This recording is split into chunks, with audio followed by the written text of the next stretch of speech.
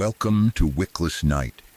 There is something different about a night with no light at all, no candle burning, no lamp in the corner, just darkness, silence, and the feeling that something may be closer than it should be.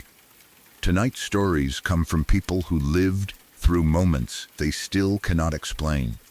A sound in an empty room, a stranger at the door, a shadow that moved when no one else was there. Before we step into the dark, leave a comment and tell me where you are listening from tonight. And if you enjoy slow, unsettling, true horror stories, subscribe to Wickless Night. Get comfortable.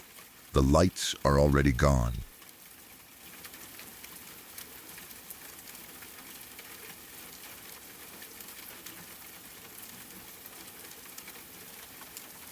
My parents went out of town for a couple of weeks once, leaving me and my younger sister at home by ourselves.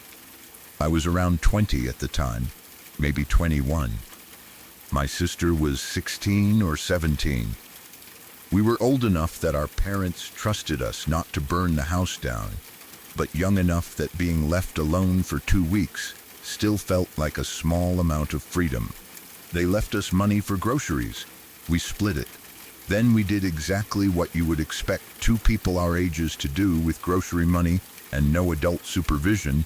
We spent a lot of it on takeout, random snacks, and only the exact ingredients needed to make whatever meal sounded good in the moment. We did not plan ahead. We did not stock up. We did not think, what will we eat on day 10? We thought, do we want pizza tonight? Or can we make tacos if we buy only this one thing? By the time my parents had been gone for about 10 days, the pantry and refrigerator were both getting depressing. There were a few leftovers that did not make a meal by themselves, a random condiment or two, some dry food nobody wanted, maybe a carton with barely anything left in it. The usual signs that a kitchen has been managed by young people who do not understand shopping beyond immediate survival. That night, I was hungry enough to start searching through everything. After looking through the pantry, then the fridge, then the pantry again, as though new food might have appeared in the first 30 seconds, I found a few things that could work together. There was an unopened bag of tortilla chips. There was a can of chili, and there was a small block of Velveeta. It was not a proper dinner, but it was enough. I decided to make chili cheese dip. Honestly, under the circumstances, it sounded great. It was salty, warm, easy, and exactly the kind of thing you can eat with a bag of chips while watching something stupid on television. I grabbed a double boiler from the kitchen cabinet. I was particular about cooking, even though I was not particularly organized in the rest of my life. I could lose my keys, leave laundry in a basket for a week, forget appointments, and live out of takeout containers without noticing. But in the kitchen, I had rules. I liked things done properly. I liked pans facing the right way. I liked ingredients measured correctly. I liked my workspace clean, and I especially liked pot handles positioned a certain way. The handles of the double boiler had to be at 9 3, not angled, not half-turned, not facing toward the stove edge. 9 3. It was just one of those small habits that makes no sense to anyone except the person who has it. I could not explain why it mattered so much. It just did. I set the double boiler on the stove, poured the chili into the top portion, and cut the Velveeta into chunks. Then I added the cheese slowly and let it warm up. The kitchen smelled good almost immediately. Warm chili, melted cheese, that salty processed cheese smell that is not sophisticated, but somehow perfect when you are hungry. I stirred it carefully as the cheese softened. The dip was coming together. It was getting thick and smooth, close to being finished. The house itself was quiet. My parents had been gone long enough that I had gotten used to the silence. My sister was upstairs with her friend from down the street. The friend had come over earlier and they were hanging out in my sister's room. I had passed them on the way down at one point. They were both sitting on my sister's bed. Our dog was on the floor nearby, loafing in that relaxed way dogs do when they are comfortable and have no reason to think anything strange is happening. The house was normal. There was no creepy mood, no thunder outside, no strange sound in the hallway, no story about the house being haunted. Nothing like that. I was just downstairs making dip. When the chili cheese mixture was only a few minutes from being ready, I realized I was out of cigarettes. That was annoying, but not a big deal. I kept a fresh pack in my room upstairs. I figured I could run up, grab one, come back down, finish the dip, and then sit around eating chips for the rest of the night. The dip was not boiling or in danger of burning. It was close enough to done that I could leave it for a minute or two without worrying. So I left it on the stove. I remember exactly how it looked when I stepped away. The dip was relatively close to the top of the upper pot. Not overflowing, but full enough that it looked like a good amount. I had just stirred it, and it was smooth around the edges. The handles were at 9 3, exactly where I wanted them. Then I headed upstairs. On the way, I passed my sister's bedroom. Her door was open enough for me to see inside. My sister was sitting on the bed. Her best friend was sitting with her. The dog was stretched out on the floor, watching them. I remember this because I stopped briefly. It was one of those small, ordinary moments you do not think you will remember until something strange happens later, and your mind starts replaying everything with painful detail. The girls were talking about something. I do not remember what. Maybe plans for the night. Maybe gossip. Maybe some show they were watching. The dog looked happy and half asleep. Nothing seemed unusual. I jogged up the next flight of stairs to my room. I crossed the room, went to my desk, and grabbed a fresh pack of Camel Reds. Then I turned around and headed back downstairs. The whole trip could not have taken more than a minute or two. Maybe 90 seconds. Maybe 2 minutes at the most. On the way back down, I stopped at my sister's door again. I asked them what they were getting into later that night.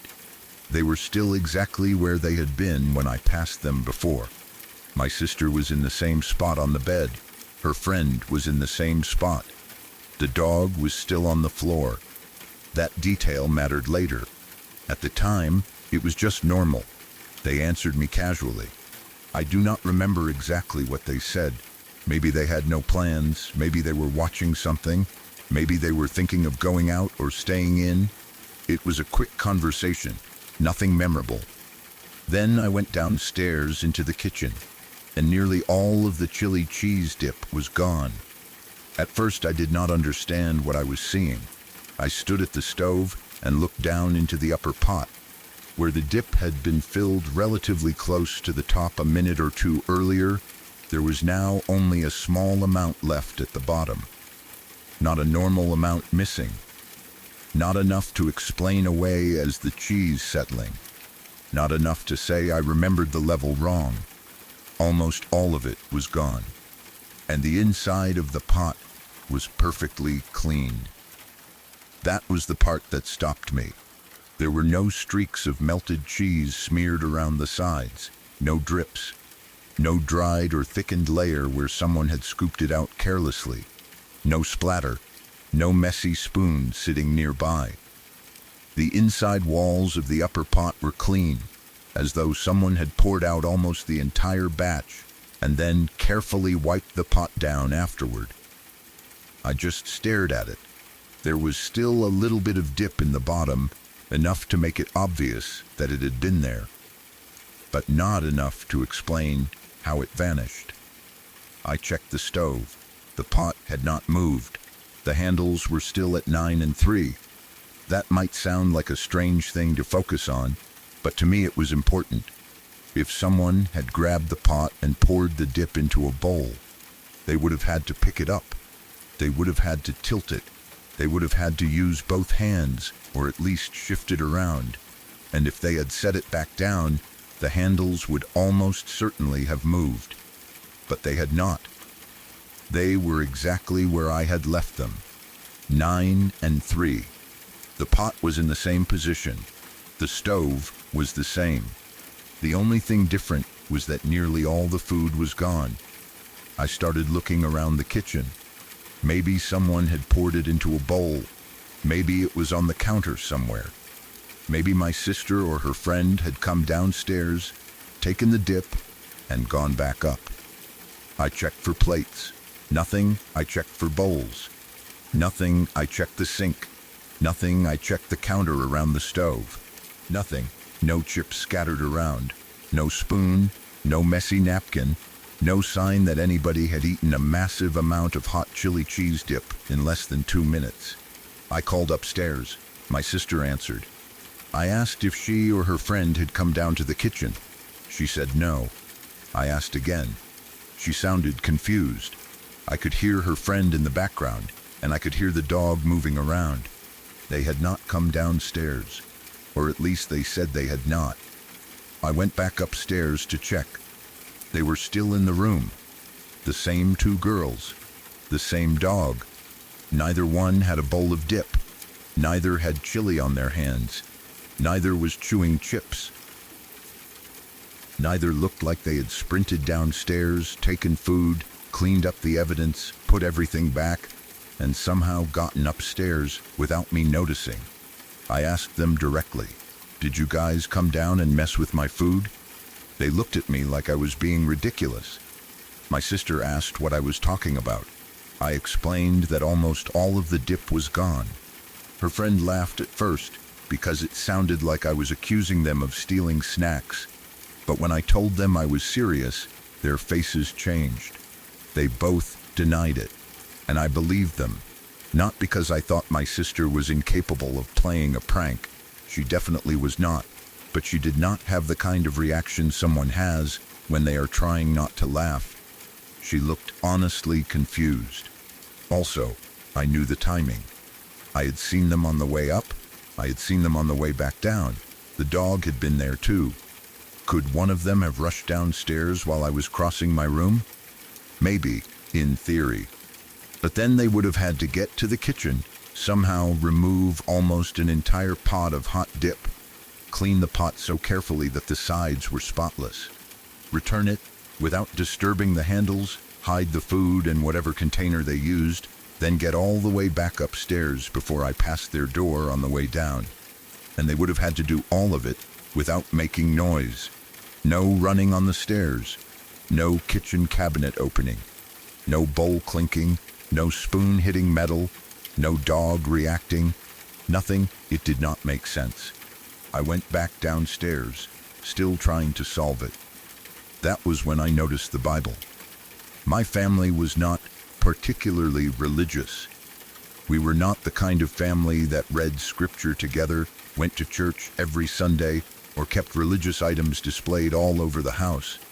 We had a family Bible because it was something people had, especially if a grandparent had given it to them. This Bible was a nice one, a big, expensive-looking copy, the kind with thick paper, gold-edged pages, a heavy cover, and blank family record pages in the front for births, deaths, marriages, and whatever else people used to write down before everything went into government records and online databases. It was probably something my grandmother had paid a lot of money for. Maybe $200, maybe more. It spent almost all of its time downstairs in the built-in bookshelves, not on a table, not in the kitchen, not open, not being used. It was simply one of those family objects that existed because it had always existed. The kitchen was laid out like a big rectangle. There was a peninsula separating the cooking area from the informal dining table. You could stand at the stove, turn around, and see the table on the other side. And there, on the dining table, was the Bible. Open, I had not seen it there before. I would have noticed. It was huge. It was not the kind of book that could sit somewhere without you realizing it. The cover was thick, the pages were large, and when it was open, it took up a lot of space. It was sitting there as though someone had carried it out of the bookshelf. placed it carefully on the table, opened it to a specific page, and walked away. I remember staring at it for a long time. The kitchen felt different all of a sudden. A minute earlier, I had been annoyed about missing food. Now I was standing in the same room, looking at an open Bible that should have been in the bookshelf. I could not think of a normal explanation. There was no one else in the house. I was certain of that. My parents were out of town. My sister and her friend were upstairs. The dog had been with them. There were no visitors, no maintenance workers, no neighbor who had come in, no one hiding downstairs. And I knew, more than I had been certain about almost anything in my life up to that point, that my sister and her friend had not had time to do this.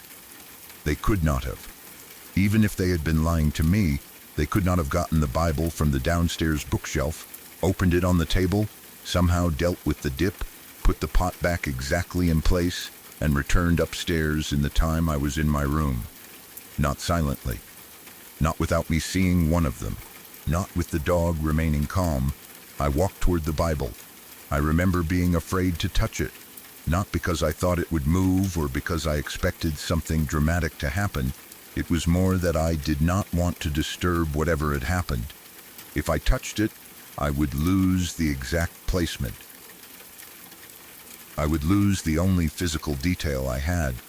But eventually, I leaned over and read the pages it was open to. I even wrote down the book, chapter and verse. At the time, I thought maybe there would be some message. Maybe it would be obvious. Maybe it would be about food, theft, family, strangers, hunger, temptation, or something that connected to what had just happened. Maybe the Bible had been open to something about a drunkard or a womanizer, and I could at least laugh nervously and say something was trying to make a point. But the pages seemed completely irrelevant. They were from the Old Testament, and not from one of the famous stories. Not Noah, not David and Goliath, not Moses, not anything dramatic. It seemed like one of those sections where the text is explaining lineages, families, land, tribes, or the background before another story starts. The kind of passage where it goes on and on about people's names. Someone had a son. That son had another son. Someone moved somewhere. Someone owned something. Someone came from a particular family. The part of the Bible that, if you are not deeply studying it, can feel like the historical paperwork before the main story begins. I remember reading it more than once. I wanted it to mean something. I wanted it to connect to me. But I could not find anything. It was just names and family lines and old details that did not seem to have any link to the kitchen, the dip, the girls upstairs, the dog, or anything else. That almost made it worse. If the pages had been meaningful, I could have blamed it on a prank. My sister might have been trying to scare me with a random passage. Someone might have thought it was funny to open the Bible to something dramatic. But why open it to a boring genealogy-like section? Why go through all that trouble for pages that meant nothing to us? I stood in the kitchen for a long time after that. The dip was still there, barely enough to fill the bottom of the pot. The pot handles were still positioned perfectly. The Bible was still open on the table. The house was quiet. I remember listening for movement upstairs. I expected my sister or her friend to start laughing. I expected to hear them come down and admit they had done something. I expected some kind of explanation to arrive. Nothing happened. Eventually, I brought my sister and her friend downstairs and showed them the Bible. They were creeped out too, or at least they looked creeped out. My sister asked whether I had brought it out. I said no. Her friend asked whether maybe one of our parents had left it there before leaving town. But that did not make sense. The Bible had been in the bookshelf. I knew where it lived. It had been there for years. We all went to the shelves to check, as though there might be another identical family Bible sitting there. There was not. The empty space in the shelf was obvious. That was where it had been. Then we went back to the kitchen. The Bible was still open on the table. No one wanted to be the one to close it. That sounds silly now, but in the moment, it felt like closing it would be acknowledging something we did not understand. It was as though the book had been placed there for a reason, even though the reason made no sense. I eventually closed it. I do not remember whether I put it back in the bookshelf that same night or left it on the table until later, but I remember being careful with it. After that, I kept trying to reconstruct the timeline. I had been in the kitchen. The dip was almost done. I went upstairs for cigarettes. I saw my sister, her friend, and the dog. I grabbed the cigarettes. I came back down. I saw the girls again. Then I found the pot nearly empty and the Bible open on the dining table. At no point did I hear anyone run downstairs. At no point did I hear the front door. At no point did I hear a cabinet open, a bowl taken out, a spoon scrape against the pot, or a book being moved. The house was not huge, but it was not silent enough for someone to do all that right beside the kitchen without me noticing. And even if someone had somehow done it, where did the dip go? That was another question that never got answered. There was no bowl of chili cheese dip in my sister's room. There was no bowl in the living room. There was no mess in the sink. No hidden container in the trash. No napkins. No tortilla chips covered in cheese. Almost the entire batch had disappeared. Not spilled. Not eaten in front of us. Not poured into something we could find. Gone. The best normal explanation I have been able to come up with is that I got the amount wrong. Maybe I remembered it as fuller than it was. Maybe the cheese melted down more than I expected. Maybe I had not actually made as much dip as I thought. But that does not explain the clean sides of the pot. It does not explain the Bible. It does not explain why the pot had not moved. It does not explain why the Bible was open to a random Old Testament passage. Maybe my sister and her friend did it as a prank and never admitted it. That is possible. Teenagers can be committed to a joke. They could have planned something and waited for the right moment. But it would have been an incredible prank. The timing would have had to be perfect. The silence would have had to be perfect. And they would have had to hide a lot of hot chili cheese dip somewhere in the house without leaving any trace. The dog would have had to stay quiet too. And if it was a prank, why not admit it eventually? Years later, I would have expected one of them to say, "Okay, fine, that was us." Nobody ever did. I am not saying it was a ghost. I do not know what it was. I do not even know what I believe about it. But it was bizarre, and it scared me more than I wanted to admit at the time. There is something deeply unsettling about coming back to a familiar room and finding that the world has changed in a way that makes no sense. The stove is where you left it. The pot is where you left it. The handles are exactly where you left them. But the food is gone, and across the room, a heavy family Bible that should have been sitting undisturbed on a bookshelf is open on the table, as though someone had been waiting for you to notice it. I still think about that night sometimes. Not all the time, but every now and then I will see a family Bible sitting on a shelf somewhere, or I will make chili cheese dip, or I will notice a pot handle turned in the wrong direction, and the memory comes back immediately.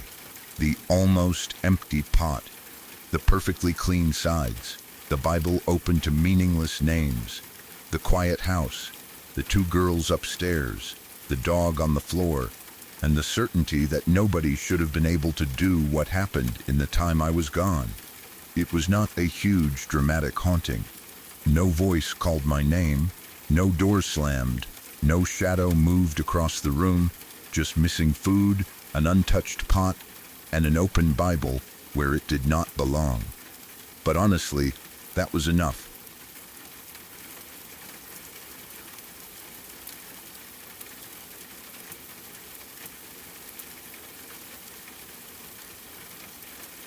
When me and a couple of buddies were driving out to Colorado for what we jokingly called a green old time, none of us expected the drive itself to become the part we remembered most. The plan was simple. We were going west, getting away for a while, seeing the mountains, and having a good time. There was nothing mysterious about the trip at the start. It was just three friends in a car, a long drive ahead of us, music playing through cheap speakers, snacks scattered around the floor, and the usual half-serious conversation people have when they know they are going to be stuck together for hours. The seating arrangement was basic. I was driving. One of my buddies was in the passenger seat beside me, awake and keeping me company. The other guy was asleep in the back. That was it. No weird setup, no late-night paranoia, no one telling UFO stories before we left, no one taking anything that would make them see things. We were just driving through Kansas toward Colorado, killing time and trying to get closer to the Rockies. Anyone who has made that drive knows what I mean when I say Kansas can feel endless. There is a certain point where the road stops feeling like it is taking you somewhere and starts feeling like it is stretching forever. The land is so flat that you can see farther than your brain is used to seeing. The horizon goes on in every direction. You can watch a car coming from miles away. You can see weather sitting in the distance. You can see grain elevators, power lines, small clusters of buildings, and long strips of road that seem to disappear into the sky. There is nowhere for much to hide. That was what made the whole thing so strange.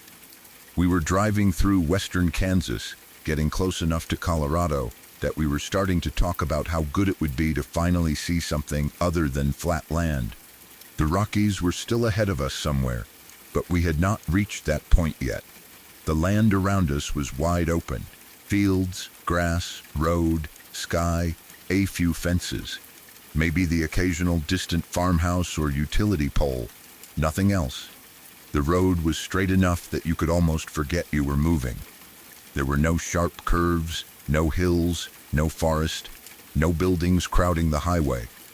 Just miles and miles of open plains.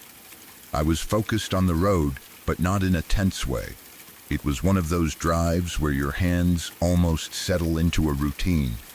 You keep the car straight, glance at the mirrors, watch the road lines slide beneath you, and let conversation carry the time. My buddy in the passenger seat and I were talking about random things. I do not remember exactly what we were saying. It could have been music, work, people we knew, something stupid we had seen online, or plans for when we finally got to Colorado. The conversation was easy. The music was playing, not too loud, just enough to fill the quiet gaps. The guy in the back was asleep. Every once in a while, you could hear him shift around or breathe heavily from the back seat. Otherwise, it was just the two of us awake in the front, watching the road unroll through the middle of nowhere. The sky was clear enough that day. Not empty, exactly, but open. There may have been clouds somewhere in the distance, but nothing dramatic. No storm rolling in, no fog, no rain. Visibility was about as good as it could possibly be. That is important, because when you are driving through that part of Kansas, you can see almost everything. You see birds long before they pass overhead. You see other vehicles from far away. You see distant planes as tiny marks in the sky. You see dust rising off side roads. You see movement in fields. There is no thick tree line, no rows of buildings, no mountains blocking your view, no city lights reflecting off clouds. It is just wide open country. Then something moved on our left. It was not on the road. It was out in the field, or above it, or somewhere just beyond the edge of where I was focusing. At first, I only caught it in the corner of my eye. That sudden sense that something has changed in your peripheral vision. You are looking ahead, driving normally, and then movement appears off to the side. Your brain notices it before you consciously understand what it is. I turned my eyes toward it. My buddy in the passenger seat did too. And for 1 second, there was something there. Then there was a flash. It happened so quickly that I cannot honestly describe the object clearly. I did not see a ship. I did not see a creature. I did not see some detailed machine hovering over the plains. What I saw was movement, a fast shape or disturbance in the open space to our left. Then a flash of light. Then nothing. Not a fading light. Not something flying away where we could keep tracking it. Not a plane disappearing behind clouds. Just a sudden flash, like something had appeared in our field of view and then vanished before either of us could make sense of it. The flash was bright enough that it caught my attention immediately, but it was not like lightning. It did not come from the clouds. It did not light up the whole sky. It was more focused than that, more contained. A quick burst of light in the open landscape beside us. Then it was gone. The field was empty. The sky was empty. The road kept moving forward. For a few seconds, neither of us said anything. The music was still playing. The car engine was still humming. The tires were still making that steady road sound beneath us. But inside the car, it felt incredibly quiet. There is a certain kind of silence that happens when two people see something strange at the same time, but neither wants to be the first one to admit it.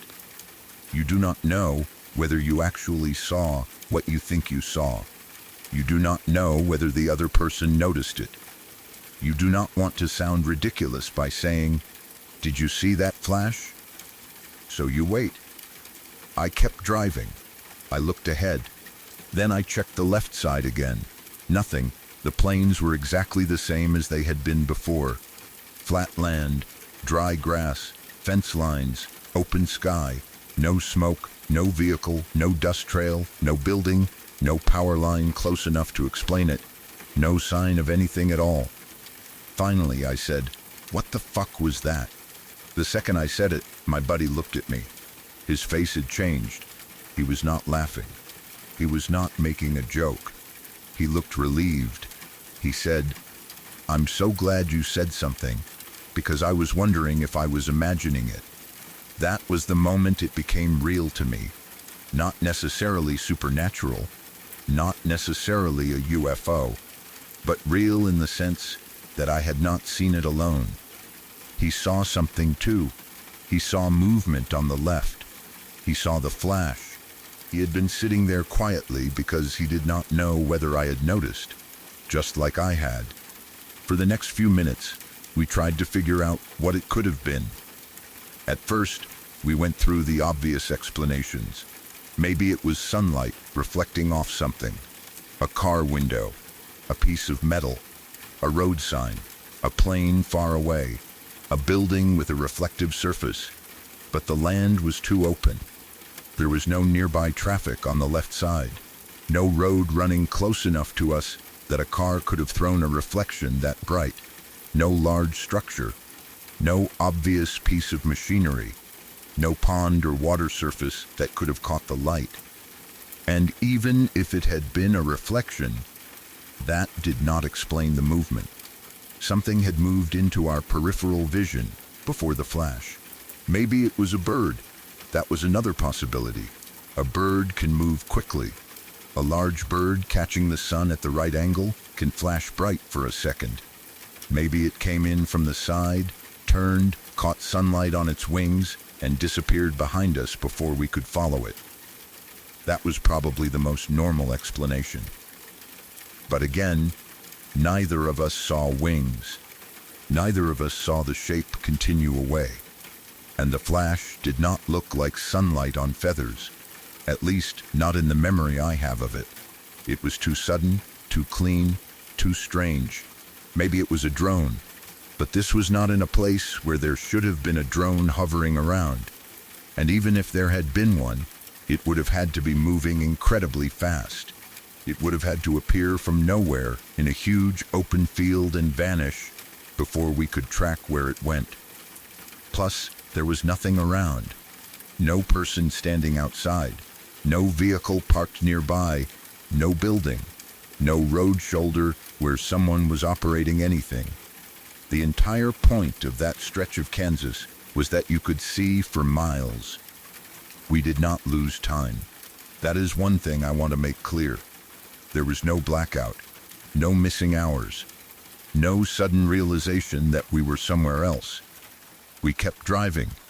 The clock kept moving normally. The guy in the back was still asleep. The road was still there. Nothing else weird happened. We did not see lights following us. We did not hear a strange sound. We did not have the car shut off. We did not feel sick or confused. It was just one moment, a movement, a flash, a shared silence. Then the two of us trying to figure out what could possibly have been out there. The buddy in the back slept through the whole thing. At some point we woke him up or mentioned it later. I do not remember whether we told him right away or waited until we stopped for gas, but he had nothing useful to add because he had not seen it. That almost made the moment feel more isolated. It had happened between the two of us in the front seats. Two people looking forward through a windshield, seeing the same impossible-looking thing off to the left, then both staying quiet because neither wanted to be the first to sound crazy. I have thought about it a lot since then. Road trips can mess with your sense of time. Long, straight highways can become hypnotic. When you stare at the same flat horizon for hours, your eyes can play tricks on you. Heat haze can distort things. Light can reflect in strange ways. A distant object can look close, and something close can look much farther away than it really is. Kansas especially can create strange visual effects. The land is so flat that the sky seems bigger. Heat can ripple above the ground. The horizon can shimmer. Sunlight can catch windows, metal, water, signs, or distant vehicles in ways that look almost unreal. Maybe that was it. Maybe we saw a reflection from a vehicle miles away. Maybe it was something in the sky that crossed our view at the perfect angle. Maybe a bird or aircraft caught the sun and vanished into our blind spot. Maybe a piece of debris blew across the field. Maybe our eyes both noticed the same normal thing, but our brains interpreted it as something strange because it happened so fast. That is probably the rational answer. But there are a few details I cannot shake. First, it came from the left side, where there was nothing. Not nothing in a poetic sense. Nothing visible. No trees. No buildings. No nearby road. No hills. No place for something to appear from and disappear behind. Second, it was fast. Too fast for the way I remember it. By the time we turned our attention fully toward it, it was gone. Third, the flash seemed to happen with the movement, not because of the sun hitting something already visible. It was like the movement and the light were part of the same event. And fourth, my buddy saw it too. That is what keeps me from dismissing it completely. If I had been alone, I would probably blame fatigue, road hypnosis, glare, or my own imagination. I would tell myself I saw a reflection in the windshield or a bird in the corner of my eye. I would probably forget about it eventually. But he saw something. He did not know what it was either. And he was relieved when I said something because he had been sitting there wondering if he had imagined it. There is something unsettling about shared uncertainty. You both know something happened. You both know you saw it. But neither of you can describe it well enough to prove anything. You cannot point to a picture. You cannot replay the moment. You cannot stop the car and walk into the field because there is nothing there to investigate. The landscape gives you no clue. The road just keeps going. We kept driving toward Colorado. Eventually, the scenery began to change. The land stopped feeling so perfectly flat. The horizon started showing more shape. The mountains eventually became visible in the distance. And then the strange flash in Kansas became one more story from the trip. But it never fully left my mind, because the drive through Kansas had felt so open. That was the thing. You expect strange things in a forest. You expect mystery on a dark road with trees crowding in on both sides. You expect to miss something in a city where there are lights, people, buildings, alleys, and traffic everywhere. But on the plains, there is nowhere for anything to hide. You can see the land stretching out for miles. You can see the sky from horizon to horizon. So when something appears at the edge of your vision, flashes and vanishes without leaving any trace, it feels wrong in a different way. It feels like the open space itself failed to explain it. Even now, I do not think I know what we saw. I am not saying it was aliens. I am not saying it was military equipment. I am not saying it was anything supernatural. Maybe there was a totally ordinary explanation that neither of us understood in the moment. But I know that the two of us saw something. Something moved on the left side of the car. Then there was a flash. Then it was gone. And for a few seconds afterward, in the middle of the wide-open Kansas plains, the inside of that car was quieter than I have ever heard it.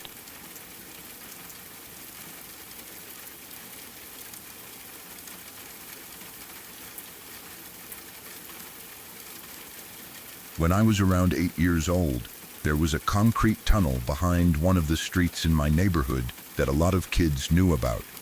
I think it was a culvert. At least, that is the closest word I have for it now. It was one of those large concrete tunnels built for a small river or drainage stream to run through underneath the road. During normal weather, there was only a shallow amount of water at the bottom, enough to make the ground wet and muddy in places, but not enough to stop kids from climbing through it. At the time, it was just one of those places that felt exciting, because adults did not want you going there. There was no sign saying it was haunted, no local legend that I remember, no scary story attached to it. It was simply a dark tunnel under a road, with water running through it and graffiti on the walls, hidden behind trees and brush, where kids could go when they wanted to feel like they were somewhere forbidden. When you are 8, that is enough. You do not need a reason to explore. You do not need to think about safety. You just need 2 other kids moving ahead of you, and the feeling that you are doing something you probably should not be doing. That day, I was following 2 boys I went to school with. They were not necessarily close friends in the way adults mean it. We knew each other from class. We lived in the same general neighborhood. We were the kind of kids who could end up together after school or on a weekend, because everyone walked around outside back then. I remember them going ahead of me toward the entrance of the tunnel. The opening was wide enough that it did not seem frightening at first. Daylight still reached inside for a while. You could see the concrete walls, the shallow stream, the dirt and leaves that had washed in from outside, and the damp patches along the sides. The boys climbed in first. I followed them. At the beginning, it felt almost normal. The tunnel was cool compared to the outside air. It smelled like wet concrete, mud, old leaves, and whatever else had been sitting in the water for a long time. Every sound echoed. When someone stepped on a wet patch, the noise bounced off the walls. When one of the boys said something, his voice sounded louder and stranger than it would have outside. The water ran quietly along the middle, or one side of the tunnel. It was not deep enough to be dangerous, at least not where we were walking. We stayed near the edges when we could, stepping carefully over muddy spots and avoiding places where the water looked darker. I remember feeling brave because the other 2 boys were ahead of me. That was the thing about being a kid. You can be scared and still keep moving because you do not want anyone else to think you are scared. The tunnel got darker the farther we went, But the boys kept going, so I kept going too. At some point, we got far enough inside that the entrance behind us did not seem bright anymore. You could still see it if you turned around, but it was only a pale rectangle of daylight at the end of the tunnel. Ahead of us, the other opening was visible too, though it was still a distance away. The middle section was darker than either end. The concrete walls seemed to close in around us. The tunnel was not so narrow that we had to squeeze through, but it was narrow enough that the sound of water and footsteps felt trapped. Everything echoed back. A shoe scraping against concrete sounded louder than it should have. A rock rolling beneath someone's foot seemed to go on too long. The two boys were moving faster than I was. They were almost at the other side by then, or at least far enough ahead that I could see their backs more clearly than their faces. I remember them laughing about something. Maybe one of them had stepped in water. Maybe they were joking about how dark it was. I was trying to catch up. Then I stepped into something that was not supposed to be there. It was a hole. I did not see it before my foot went down. 1 second, I was walking on what looked like solid ground beside the water. The next, my leg dropped suddenly into darkness. I fell up to my knee, maybe a little more. It happened so fast that I did not understand what was happening until my body was already reacting. My arms shot out instinctively, and I caught myself against the concrete edges before the rest of me could go down. For 1 second, I thought I was going to disappear into it. That is how it felt.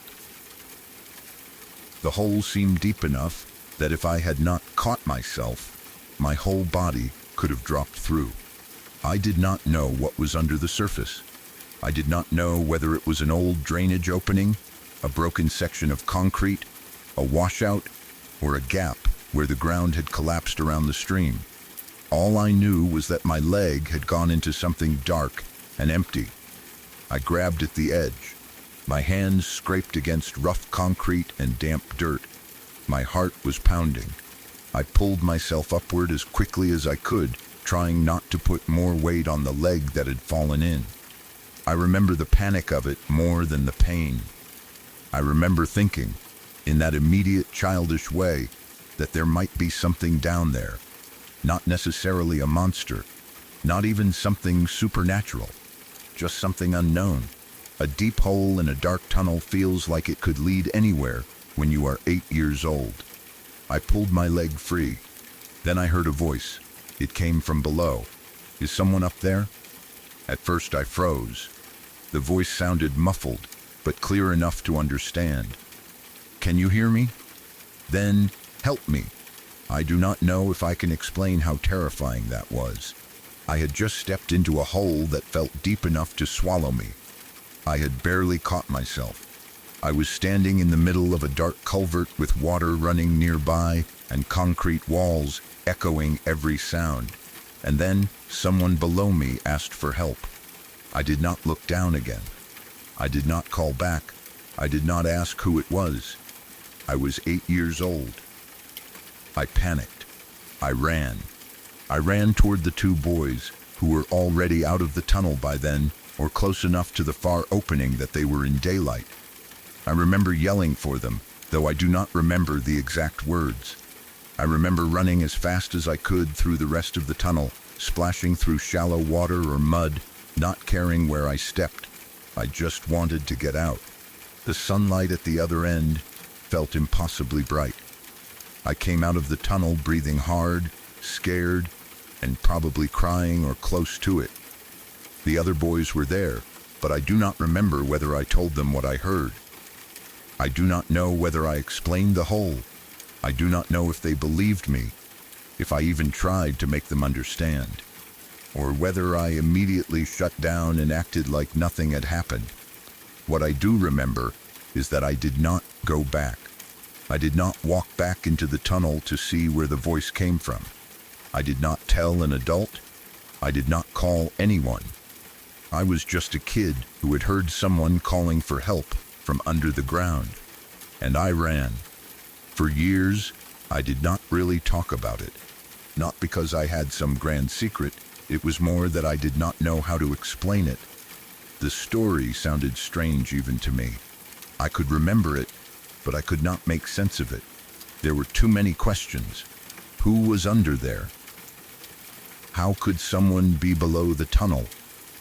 Was there another opening or drainage passage connected to the hole? Had I heard a voice echoing from farther away? Could someone have been trapped? Could it have been another kid playing a prank? Could my own fear have turned some random sound into words? The memory stayed in the back of my mind, but I did not bring it up much. I went through the rest of childhood and then adulthood without really telling anyone. It became one of those things you remember alone. A strange moment from when you were young. Something that happened before you were old enough to understand danger. Before you knew what you should have done. Before you could separate real events from the way memory changes them. Sometimes I would think about it and feel guilty. That is probably the hardest part. The voice had asked for help. And I ran away. As an adult, I know I was 8. I know I was a child in a dangerous tunnel. I know I could not have safely climbed into an unknown hole or rescued anyone. I know that the responsible thing, if it had happened today, would have been to get help from an adult or call emergency services. But when you replay a memory for years, logic does not always matter. You remember the words. Can you hear me? Help me. And you remember that you left. I did not speak about it until about 2 months ago. I am 31 now. It came up somehow when I was talking with my wife and one of her friends. I do not remember whether we were discussing childhood fears, strange places in old neighborhoods, or creepy stories people had experienced. But eventually, I told them about the tunnel. I told them I had been 8. I told them about following the 2 boys. I told them about stepping into the hole. I told them about the voice below me. At first, I expected the usual reaction. Maybe they would say it was probably a prank. Maybe they would say it was a dream. Maybe they would say the voice probably echoed through the tunnel from somewhere else. But then my wife and her friend mentioned something I had never known. Behind that river, not far from the trees past the tunnel, there had apparently been a troubled youth living center. It was only around 100 yards away, maybe less. The idea hit me harder than I expected, because suddenly there was a plausible explanation, a genuinely plausible one. Maybe a kid had run away from that place. Maybe they had gone into the tunnel because it seemed hidden.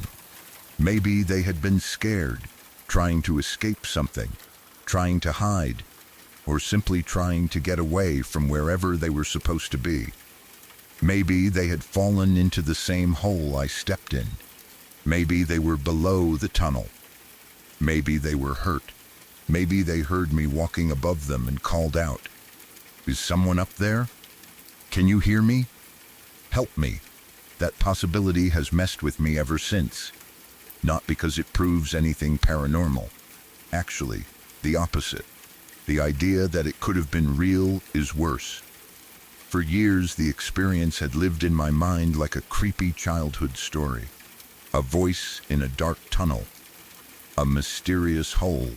Something that could have been a ghost, a prank, an echo, or imagination. But now there was another possibility. A person. A real kid. Someone who might have been scared and alone. Someone who might have been trapped or injured. Someone who might have called to the only person walking over them. Me, the more I thought about it, the more details started coming back. The voice did not sound like a monster. It did not sound distorted in some dramatic horror movie way. It sounded frightened. Muffled, yes, echoing, yes, but frightened. I do not remember whether the voice sounded young or old.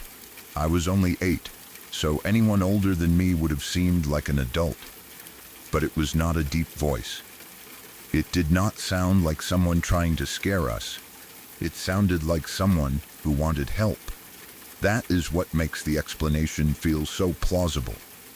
The tunnel was near the troubled youth center. There were trees behind the river. The culvert could have been somewhere a kid might run to if they wanted to get away from adults, rules, or whatever was happening in their life. And if there was a broken section, a drainage gap, or an old hole under the concrete, someone could have fallen into it. I do not know if that actually happened. I have never found proof. I do not know the name of the center. I do not know whether any kid went missing. I do not know whether anyone was ever rescued from a culvert, a drainage channel, or a hole near that area. Maybe there was never anyone there. Maybe I heard something else. Maybe the words were created by fear after I nearly fell. The human brain is capable of strange things, especially in children. A rushing stream can sound like a voice. Echoes can bend words. A distant conversation can travel through concrete tunnels and sound much closer than it is. Someone outside the culvert might have been calling to someone else, and the tunnel carried the sound underneath me. Maybe the voice did not even come from below. Maybe it came from somewhere else entirely. And after I stepped into the hole, my frightened brain decided it had come from the darkness beneath my feet. That is possible. But the timing is hard to forget. I stepped into the hole. I caught myself. I pulled myself up. Then I heard someone asking if there was anyone up there. The order of it matters. It felt like the voice reacted to me, like whoever was below had heard the sudden movement, the scrape of my hands, the sound of me falling and catching myself. Then they called out. I have tried to think of what I should have done. The answer now seems obvious. I should have gone to an adult. I should have told someone exactly where the hole was. I should have called for help. But I was 8. I was scared. The 2 boys were already out. The tunnel was dark. I had just almost fallen into something I could not see. I ran because I was a child. Still, the guilt stays. Not always. Not in a way that takes over my life. But every once in a while, I remember the voice, and I wonder whether someone needed help and I did nothing. I do not blame myself the way I once did. At least, I try not to. An 8-year-old cannot be expected to handle something like that. I had no phone. I had no training. I did not know what I was dealing with. I did not even know whether the voice was real. But I wish I had told someone. That is the thing I wish I could change. Maybe an adult could have checked the tunnel. Maybe someone could have looked into the hole. Maybe there was no one there, and I would have learned that I had been scared by an echo. Or maybe there was someone there. Maybe they would have been found. I will never know. That uncertainty is worse than a simple ghost story. A ghost story can stay imaginary. You can tell yourself it was a strange place, a childhood fear, a bad dream, or something your mind created because darkness and tunnels are naturally creepy. But a real explanation has consequences. A real person might have been there. A real kid might have been trapped. A real voice might have called for help and never been answered. That possibility is what still follows me. I can still picture the tunnel, the concrete walls, the dull daylight at each end, the shallow water, the wet smell, the 2 boys getting farther ahead, the sudden drop under my foot, my hands catching the rough edge before I fell all the way in, then the voice below. Is someone up there? Can you hear me? Help me. I had not thought about it seriously for years.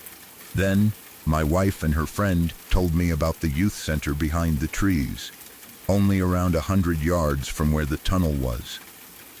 And suddenly, the scariest part was not that I might have heard a ghost. The scariest part was that I might not have.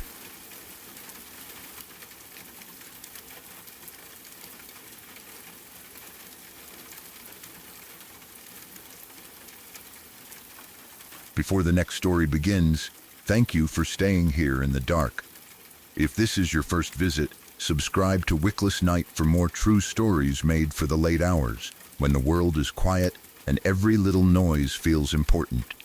You can also leave a like and tell me which story has made you look around the room so far. Now, let's continue.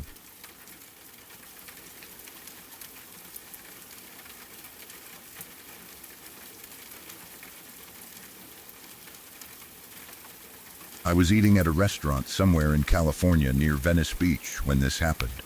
It was one of those places that looked nicer at night than it probably did during the day. The restaurant was on a rooftop, high enough that you could see the nearby streets, other buildings, and parts of the coastline if you looked in the right direction. The sun was beginning to go down, and everything had that warm, fading color that makes a beach area feel almost unreal for a little while. I was there with my mom, my stepdad, and my cousin. It was supposed to be a normal family dinner.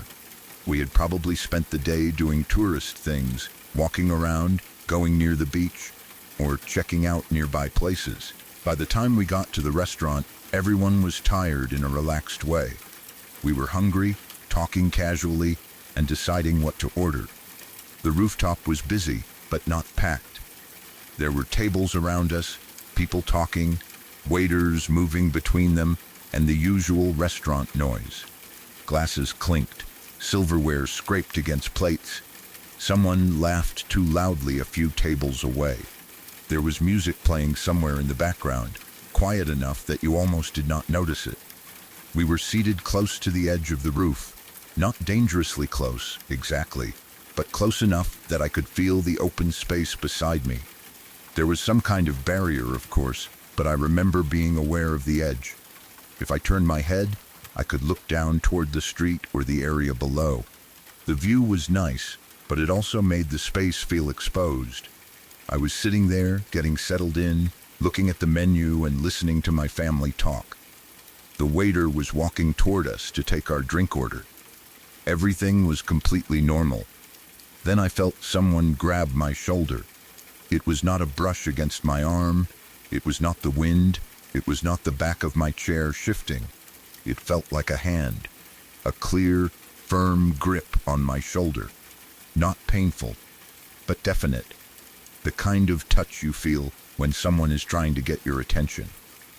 My first thought was that my cousin was messing with me. He was sitting near enough that it made sense. Maybe he was trying to scare me. Maybe he had reached over while I was looking at the menu. Maybe he wanted to make some joke before the waiter got to us. So I turned toward him. He was looking at me, but not in a way that suggested he had done anything. He looked confused. I said something like, "You scared me for a second." He just looked back at me. At first, I thought maybe he had not heard me. Then I asked, "You grabbed my shoulder?" His expression changed even more. He said, "No, I didn't." I remember sitting there for a second, not knowing what to say. I knew what I had felt. Someone had grabbed my shoulder. It was not vague. It was not a strange sensation in my neck. It was not the chair touching me. It felt like fingers resting on my shoulder for just long enough to make me turn around. But my cousin had not done it. I looked toward my mom. Then my stepdad. They were both staring at me with that same confused expression people get when someone says something they were not expecting. The waiter was still standing there, probably waiting to take our drink order, while I was suddenly trying to explain that someone had touched me. That was when the setting made it feel worse. We were on a rooftop. My seat was near the edge of the building. There was nobody directly behind me. There should not have been anyone close enough to reach over and put a hand on my shoulder without me seeing them. I looked around. There were other diners at nearby tables, but no one was standing right behind my chair. No waiter had brushed past. No one had leaned over. There was no person close enough to explain it. For a few seconds, I felt genuinely unsettled. It was not like I thought something was going to attack me. It was more that my body had reacted to a real touch, and now everyone around me was looking at me like I had imagined it. My cousin kept saying he had not touched me. My mom and stepdad did not seem like they had seen anyone do it either. Eventually, we laughed it off. That is what people do when something is strange, but there is no obvious way to deal with it. You make a joke. You blame the wind. You say maybe someone bumped the chair. You try not to sit there silently thinking about a hand on your shoulder. So we ordered drinks. The waiter walked away. The conversation moved on. But I could not completely forget it. Every few minutes, I found myself glancing behind me. I looked at the roof edge. I looked toward the tables nearby. I watched people moving around the restaurant. Nothing seemed strange. No one looked at me. No one came near the table. No one touched me again. Still, I could remember the feeling clearly. A hand, a grip, someone trying to get my attention. After dinner, I remember looking online to see whether the hotel or building we were staying in had some kind of haunted history. Nothing came up. No local ghost story. No famous death. No reports of the restaurant being haunted. No weird old story connected to the rooftop. It was probably silly to search at all, but after something like that happens, you want a reason. Even a ridiculous reason is better than no explanation. But there was nothing. Later that night, we went for a walk along the beach. Venice Beach at night has its own atmosphere. During the day, it is loud, crowded, bright, and full of people. There are performers, tourists, bikes, vendors, music, skateboards, and constant movement. At night, it changes. There are still people around, but the whole place becomes darker and more spread out. The beach itself turns into a huge black open space beside the lights of the boardwalk. You can hear waves, distant voices, footsteps in the sand, music coming from somewhere you cannot see, and the occasional sound of a car farther away. We were walking together, probably talking about the day or deciding what to do next. I do not remember what everyone was saying. I only remember hearing my name. Someone called it from behind me. It was clear enough that I turned around. I did not think twice. I assumed it was one of my family members. I looked back and said, "What's up?" Nobody answered.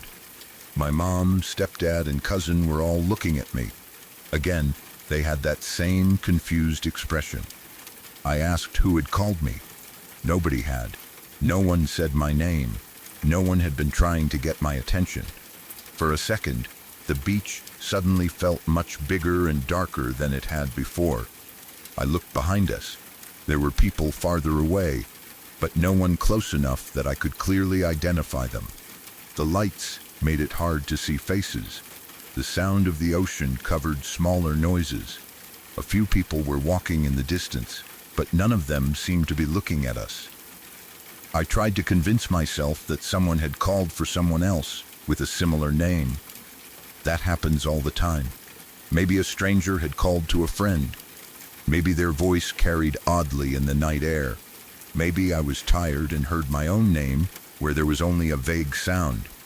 But it had sounded directed at me. That was what bothered me. It was not a random shout from down the beach. It sounded close, like someone right behind me, just like the hand on my shoulder had felt close. The rest of my family had not heard it, or at least, they had not heard anyone say my name. They just watched me turn around and respond to someone who was not there. We laughed it off again, but it was different this time. The first incident had been a touch. The second was a voice. Neither one lasted long enough to prove anything. Nobody else saw a person behind me. Nobody else heard the same thing. There was no shadow, no face, no obvious presence. Just 2 moments in one evening where it felt like someone was trying to get my attention. First with a hand on my shoulder, then with my name. I still do not know what happened. Maybe someone did brush against me at the restaurant and I did not see them. Maybe my cousin moved without realizing it. Maybe the chair shifted in a way that felt like a touch. Maybe someone on the beach called for someone else. Maybe the wind carried a voice strangely. Maybe I was tired and my brain filled in the missing details. Those are all normal explanations. But both things happened close together, and both times I reacted before I had time to think. That is what made it feel real. I did not decide to be scared. I did not go into the night expecting something strange. I did not know any ghost stories about the area. I was just with my family having dinner and then taking a walk by the ocean. Still, every now and then, I think about that night. I think about sitting near the edge of a rooftop and feeling a hand on my shoulder when no one was standing behind me. Then later, walking by the dark beach and hearing my name called from somewhere behind us. Maybe it was nothing. Maybe it was two unrelated coincidences, but whatever it was, it got my attention, and I have never forgotten it.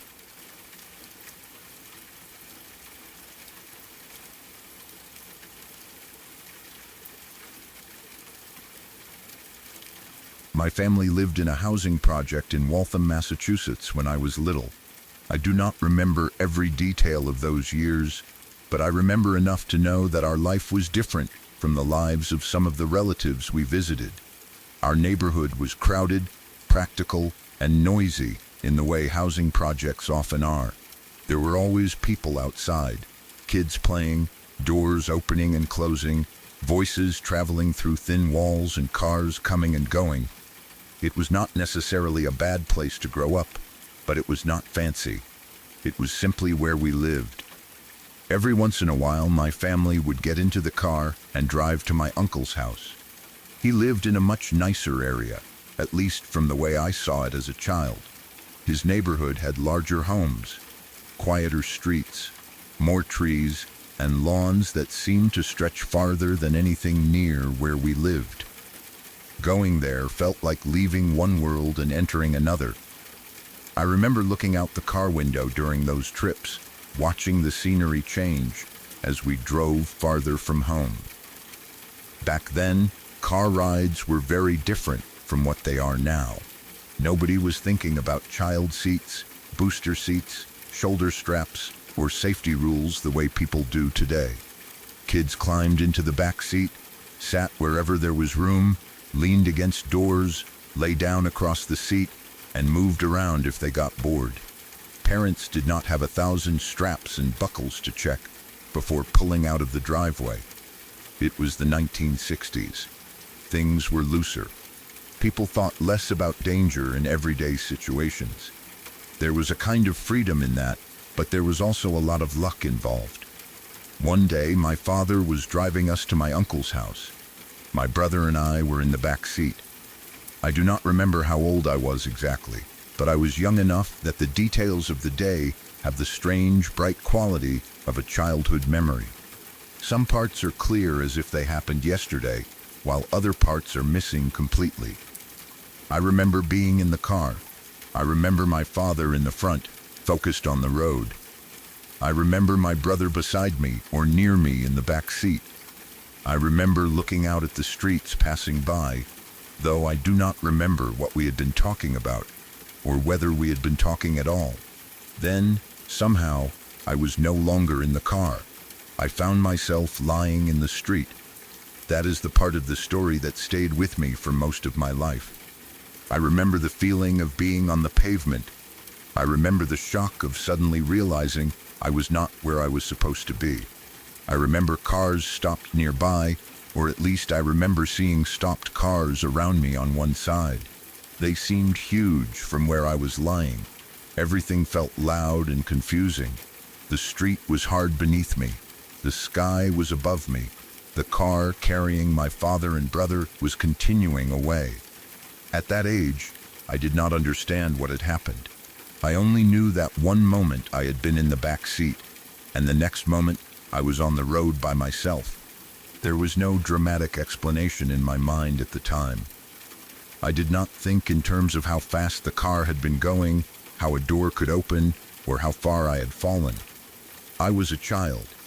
I only knew I was scared, hurt, and separated from my family. I remember seeing my father's car moving away. or at least that is how the memory has always played in my mind. The car continued along while I was left behind in the street. My brother was trying to tell my father something, but my father did not understand him at first. He may have been speaking quickly, crying, or struggling to explain what had happened. Eventually, though, my father realized what he was saying. I was gone. At some point, my father turned the car around and came back for me. That is the part that has always made the memory feel so intense. I can picture the car returning. I can picture my family finding me. I can picture being picked up and put back into the car, though I cannot honestly say how much of that picture is a real memory and how much of it was built from years of retelling the story. What I do remember very clearly is the knit cap. I was wearing a multicolored knit cap that day. It was one of those handmade looking hats that children wore in cold weather, bright and soft, with different colors woven together. I must have liked it because it stayed in my mind. In my memory, it is almost as clear as the street itself. I can see the colors, or at least I can see the idea of them. Red, blue, green, yellow, all mixed together in the way old knitted hats often were. At some point later, someone found blood on the cap. That was the proof, at least in my mind. The blood stain made the whole story real. It meant I had hit my head. It meant I had fallen out of the car. It meant that this strange, impossible thing had actually happened. But because it was the 1960s, no one seemed especially concerned in the way people would be now. There were no emergency room visits that I remember, no long medical checks, no discussion of possible concussions, brain injuries, safety restraints, or whether I should have been riding in the back seat unsecured. Somehow, everyone seemed to accept that I had fallen out of the car, bumped my head, got put back in, and then life continued. That was just how things were then, or at least that is how the memory felt later when I thought about it. People had a different attitude toward danger. Kids rode in cars without proper restraints. They rode in the backs of pickup trucks. They climbed trees too high. They wandered farther from home. Adults often saw bruises and cuts as part of being a kid. Unless something looked truly serious, the world moved on. So I moved on too. For years, I told people that story. It became one of those personal stories you carry with you, something that makes people stop and listen. I would tell them that I had fallen out of a moving car as a child. I would explain that my father kept driving for a while before realizing I was gone. I would describe being left in the street and surrounded by stopped cars. I would mention the knit cap and the blood stain. People would react with disbelief, concern, or laughter at how casually it had apparently been handled. And then I would tell them the strangest part. It happened again. According to my memory, I fell out of the car a second time. Same intersection, same multicolored knit cap, same strange feeling of finding myself in the street. When I was younger, I never questioned how ridiculous that sounded. I accepted it because it was a memory. It felt real. It had details. I remembered the road. I remembered the stopped cars. I remembered my father driving away. I remembered the cap. I remembered the blood. I remembered the sense of confusion and fear. The second time felt just as clear as the first. I told people about both incidents as if they were facts. I would say that I somehow fell out of the car twice at the same intersection. I would joke that maybe I should have started wondering what my brother was doing back there, or maybe my parents should have considered some kind of belt or strap to keep me in my seat. But again, it was the 1960s.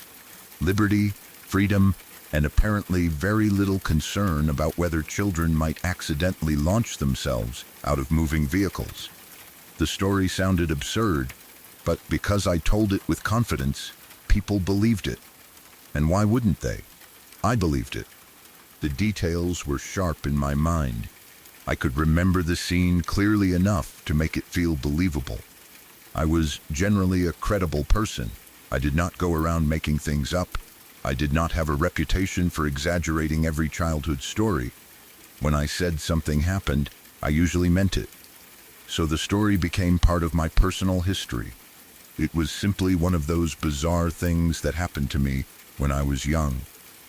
For decades, I carried that story as truth. Then, when I was around 40 years old, something changed. I do not remember the exact moment or what triggered it. Maybe I was telling the story again. Maybe I was thinking about childhood memories. Maybe I had reached that age where you start looking back more carefully at things you once accepted without question. Whatever caused it, I suddenly realized how unlikely it all sounded.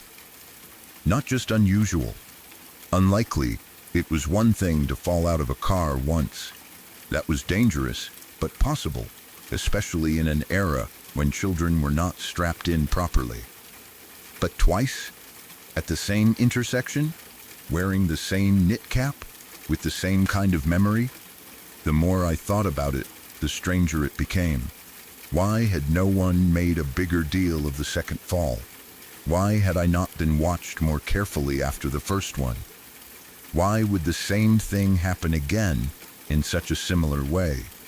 Why did the second memory feel almost too perfect?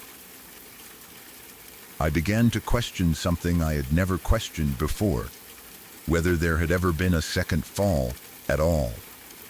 So I asked my brother.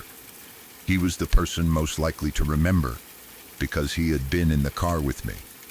He had been there when I supposedly fell out. He had been the one trying to tell my father what had happened. If there had been two incidents, surely he would remember both. I asked him about it, and he told me there was no second fall. There had only been one. That was it. One accident. One time I fell out of the car. One time my father had to turn around and come back for me. One time I wore that multicolored knit cap and later found blood on it. The second event had never happened. Not according to my brother. Not according to anyone else who had been there. It had existed only in my own memory. I remember the strange feeling that came over me when I realized that. It was not exactly embarrassment. It was more unsettling than that. It was the sudden awareness that something I had believed for decades, something I could describe in detail, something I had confidently told countless people, was not true. The memory felt completely real. That was what made it disturbing. I had not imagined it as a vague dream. It was not a fuzzy story I half remembered from childhood. It had the same shape and texture as the real event. It had emotion. It had physical details. It had a setting. It had the knit cap. It had the street. It had the feeling of being left behind and then found. But it was not an actual second event. It was a memory created from the first one. Maybe it was because I had hit my head. Maybe the concussion, however mild it was, changed the way my brain stored the event. Maybe the story got repeated so many times that my mind built a second version of it. Maybe the details became so familiar that my brain created another memory around them, almost like making a copy of a photograph but changing a few small things. I do not know exactly how it happened. I only know that I had two memories, both equally sharp, and only one was real. That realization changed the way I think about memory. Before that, I think I trusted my own memories the way most people do. Not perfectly, perhaps, but enough. If I could picture something clearly, if I remembered the emotions, the setting, the people, the sounds, then I assumed it had happened more or less the way I recalled it. But after talking to my brother, I could no longer feel that certain. Memory is strange. It feels like a recording, but it is not. It feels like a private archive where the past stays untouched, but it is not. It changes. It gets rebuilt every time you remember something. It can borrow details from real events and create something that feels just as solid as the truth. The strange part is that the false memory was not obviously fake. It did not come with a warning label. It did not feel like a dream. It did not feel invented. It felt exactly like the real one. That is why I never trust my own memory 100% anymore. I still believe I remember many things accurately.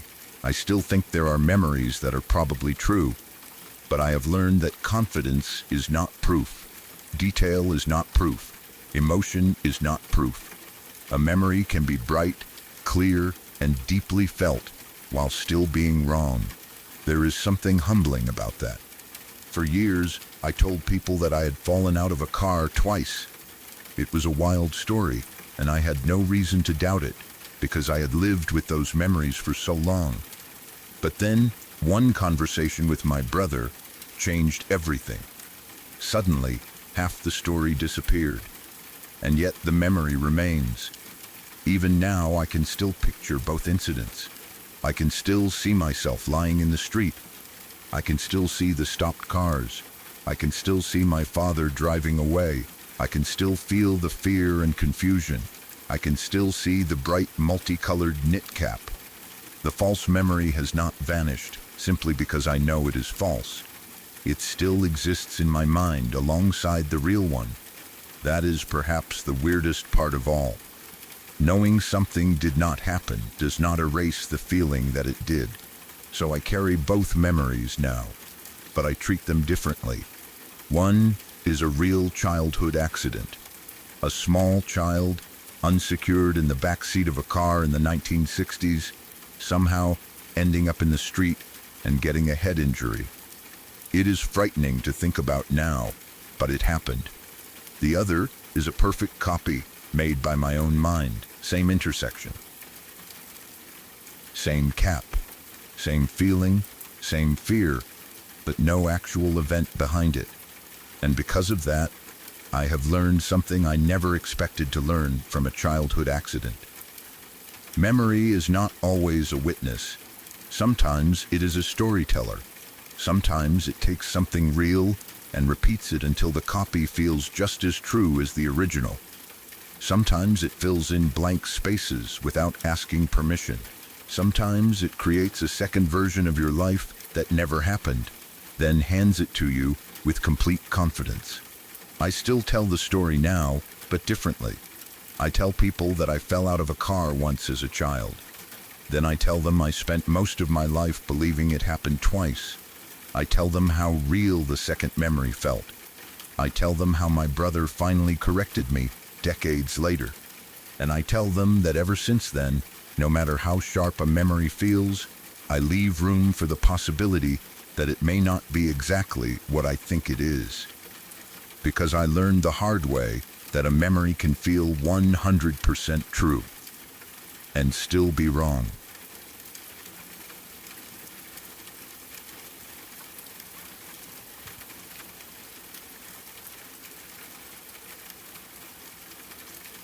I have had two experiences that I still cannot fully explain, even now.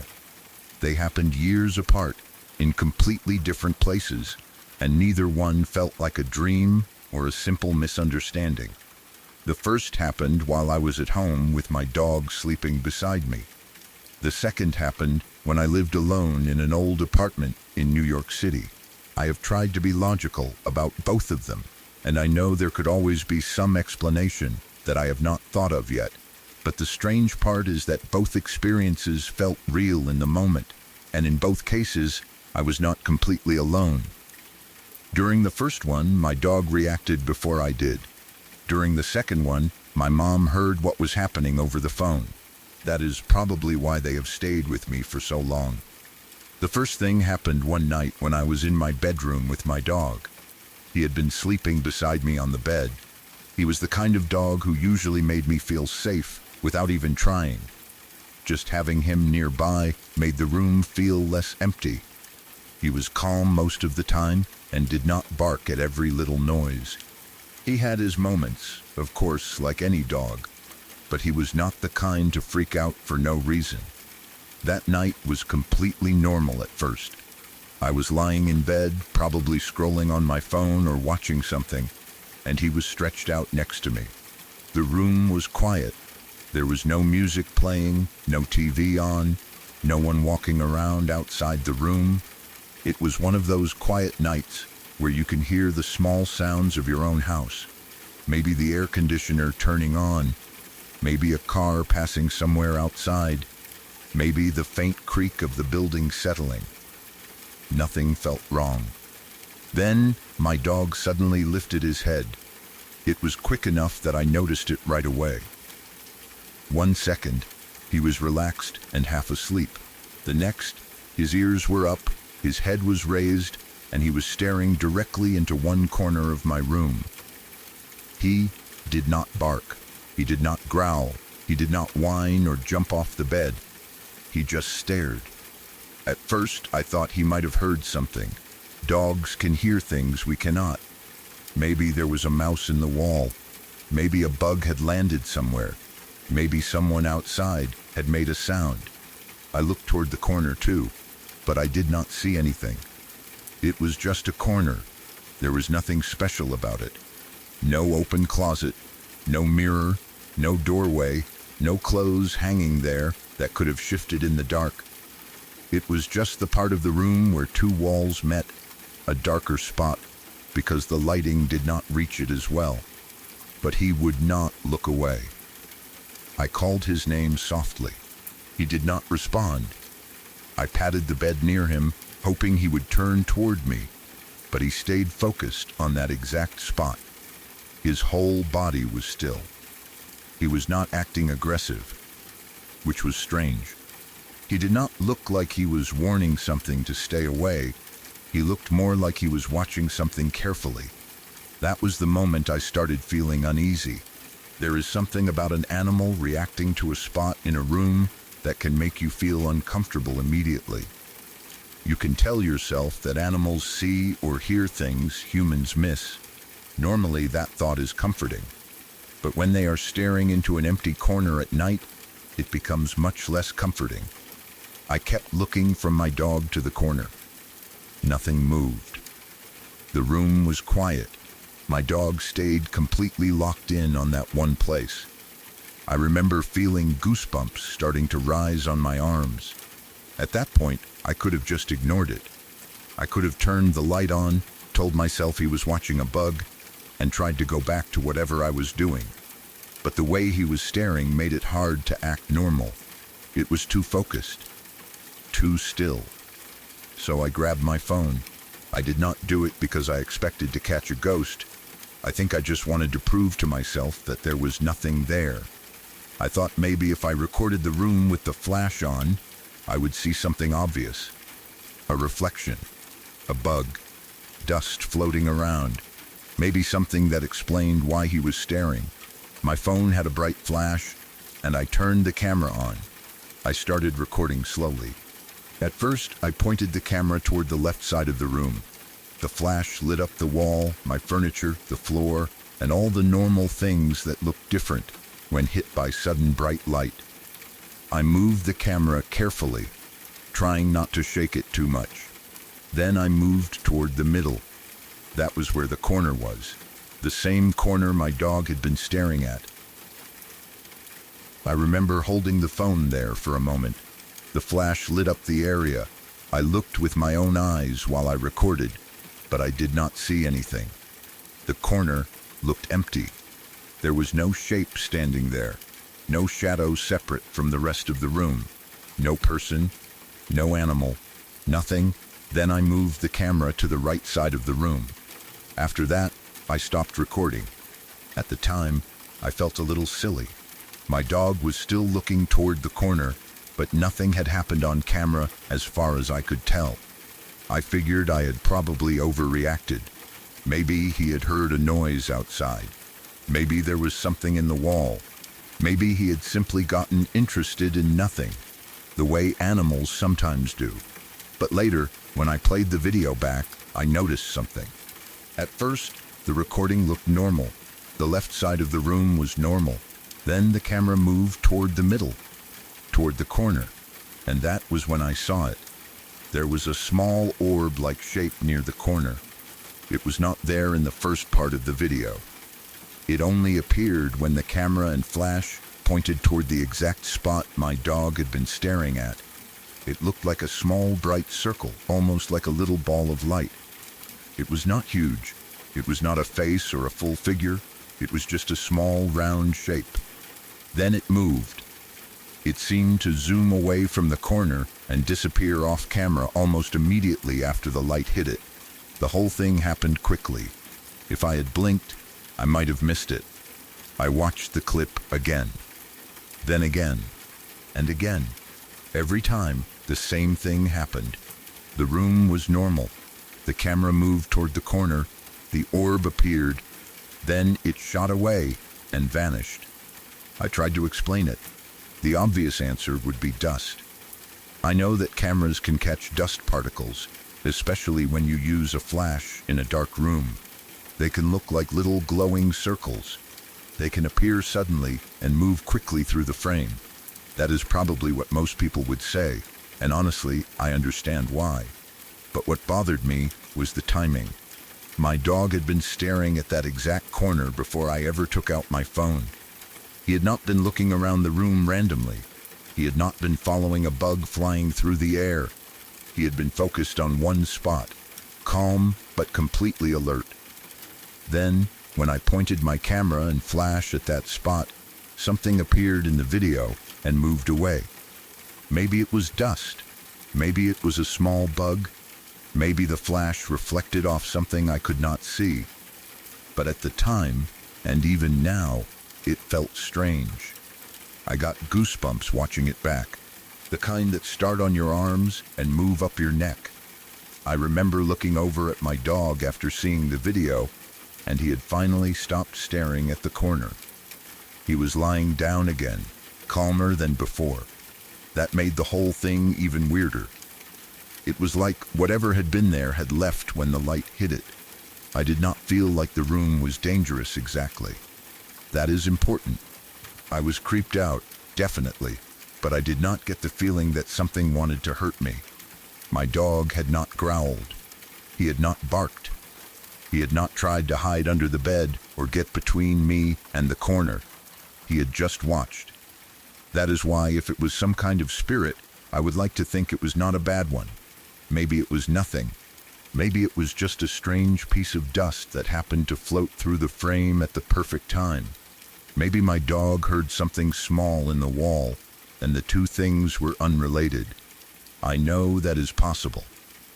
But I still have the video. I can still watch it.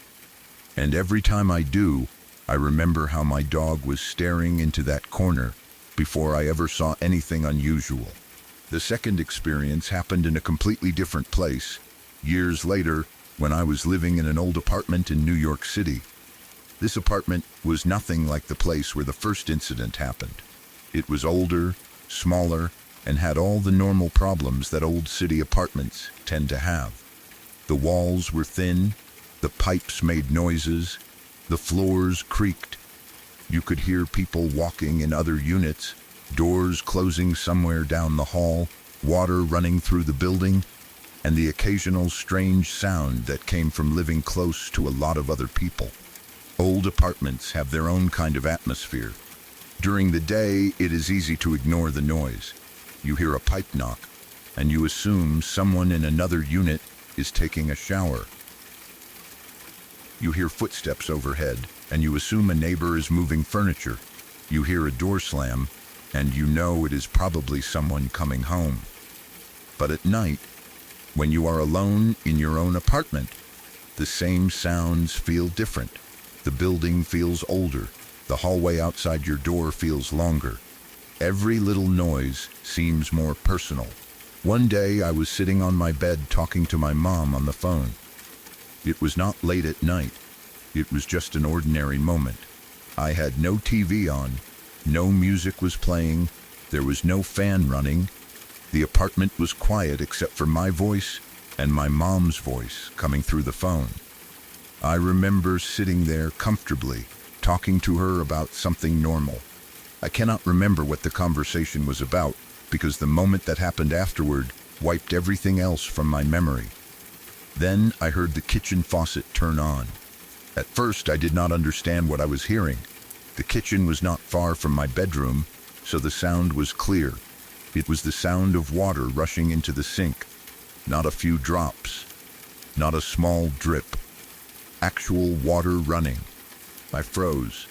I remember sitting completely still on the bed, phone held to my ear, listening. For a second, my brain tried to tell me it was something else. Maybe a neighbor's sink, maybe pipes in the wall, maybe water moving through the building.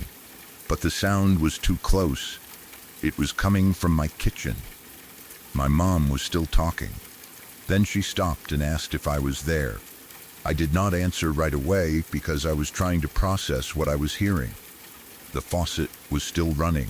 I could hear water hitting the metal sink. It was loud enough that it filled the apartment. My mom asked again if I was okay. I finally said something like, "Can you hear that?" She asked what I meant. I told her, "The sink.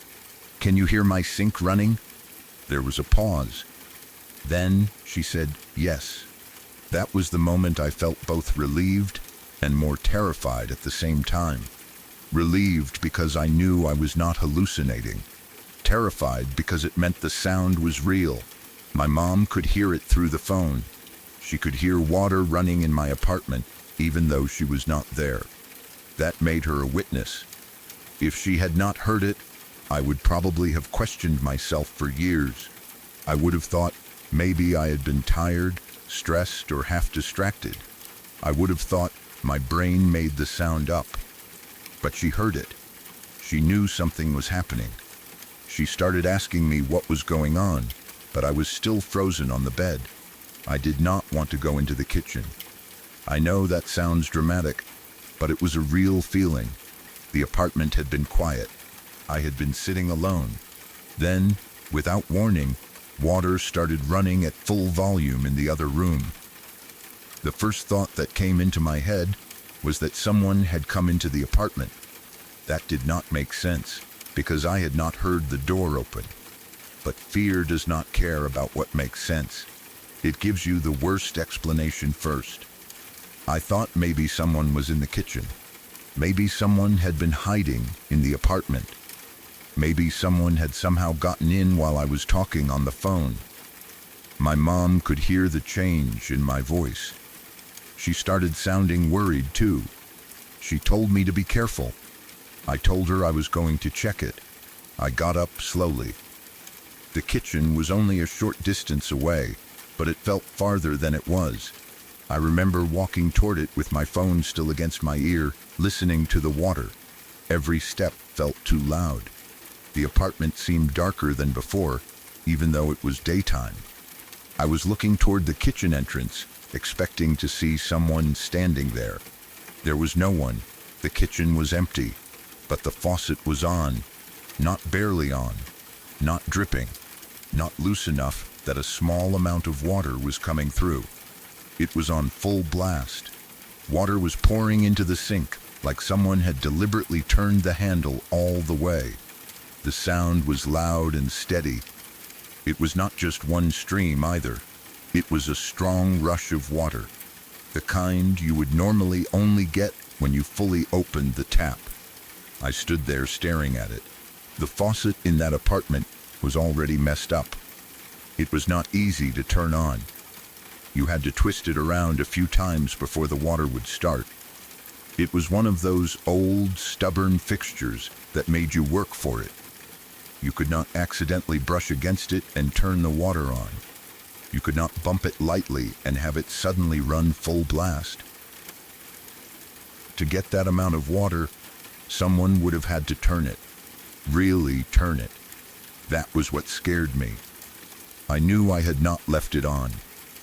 I had been in my bedroom on the phone. I had not been in the kitchen for a while.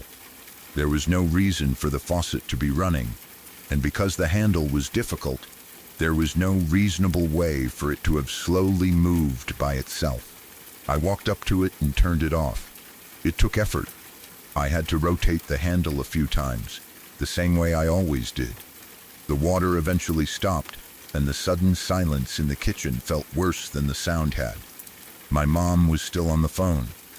She asked what happened.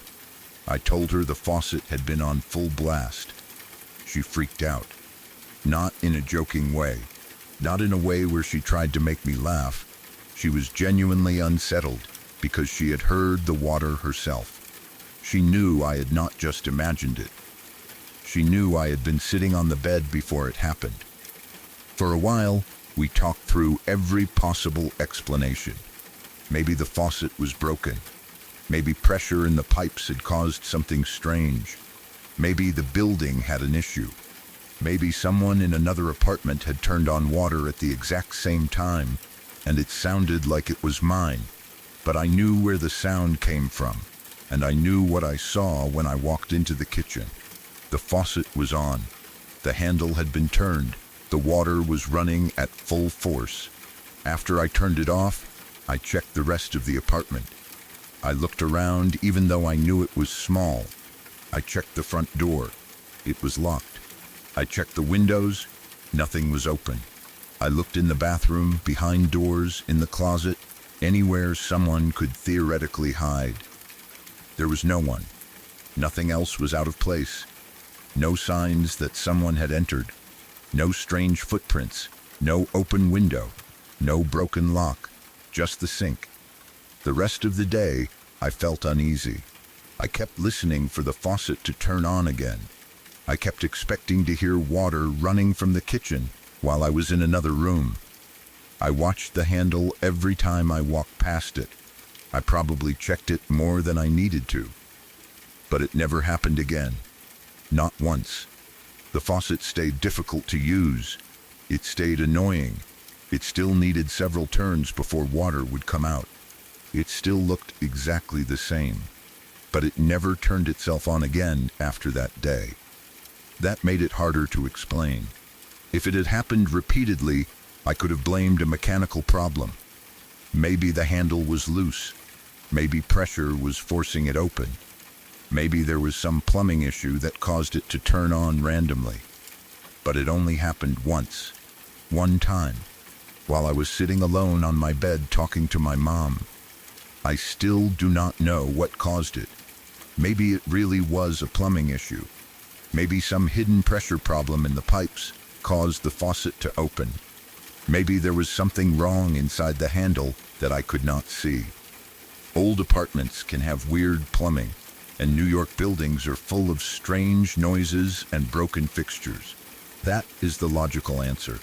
But the faucet did not just leak.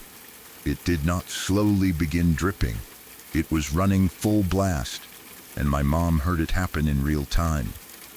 Sometimes I think about both experiences together. The dog staring into the corner and the small orb moving away when I pointed the camera at it. The old New York apartment and the faucet suddenly turning on while I was talking to my mom. They happened in different places. They had nothing to do with each other. There is no reason to connect them, and maybe I should not. But both times, I was left with the same feeling. The feeling that something happened in front of me that I could not fully explain. In the first experience, my dog seemed calm, almost curious. He was not afraid. That is why I like to believe that whatever he was looking at was harmless. Maybe it was nothing more than dust and a strange sound. Maybe he had heard something in the wall, and the orb on video was just a coincidence. In the second experience, I had a witness. My mom heard the water running. She knew something strange was happening before I even made it to the kitchen. That gives me some comfort because I know I did not imagine it. Still, comfort is not the same as an explanation. I still have the video from the first incident. And I still remember the sound of the faucet running at full blast in that quiet apartment. I have no idea what either one really was. But I know what I saw. And I know what I heard.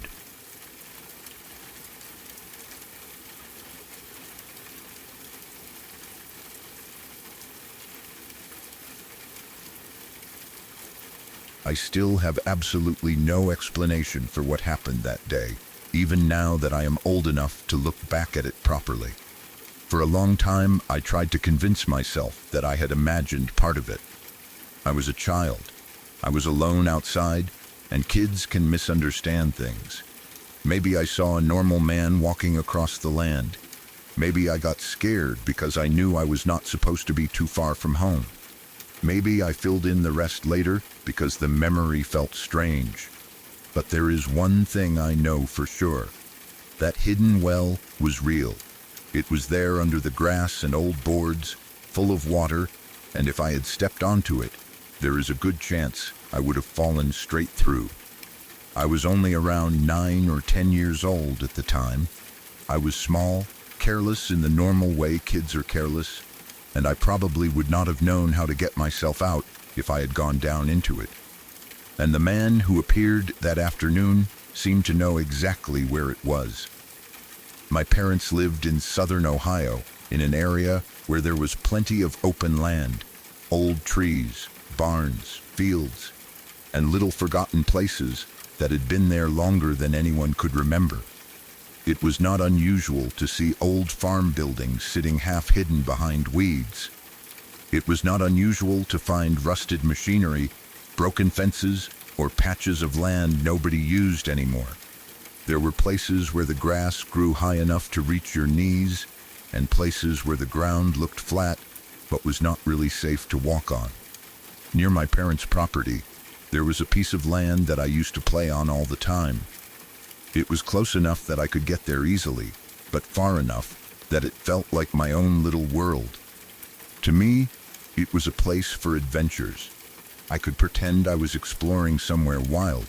I could make up games, follow animal tracks, climb over fallen branches, and wander around without adults constantly telling me what to do. There was an old barn down there too. It was not huge, but it was old enough to make me curious. The wood was weathered gray, and parts of it looked like they had been slowly falling apart for years. The doors did not shut properly. Some of the boards had gaps between them. You could see darkness inside even during the day. It had that old barn smell whenever the wind came from that direction. Damp wood, dirt, hay that had rotted away long ago, and something else that I could never name. My dad had warned me not to go inside. He was not just being strict for no reason. Before he let me play around that area, he checked it over as best he could. He knew there could be old wells, cisterns, or holes hidden under brush and grass. He had grown up around land like that and understood how dangerous forgotten farm property could be. The kind of danger was not always obvious. You would not necessarily see a big open hole in the ground. Sometimes it was covered by old boards. Sometimes weeds grew over the top. Sometimes the ground looked completely solid until it suddenly was not. He had found one well already and told me clearly to stay away from it. I remember him pointing it out to me. It was partly covered and easy to miss if you were not looking for it. He told me not to go near it, not to throw things into it, not to try to look down inside it, and definitely not to climb around it. I listened because I knew from his voice that it was serious. Usually, when adults tell kids not to do something, you can tell when it is just a rule. This was different. My dad looked genuinely worried. So, I stayed away from the known well. I stayed out of the barn too, at least most of the time.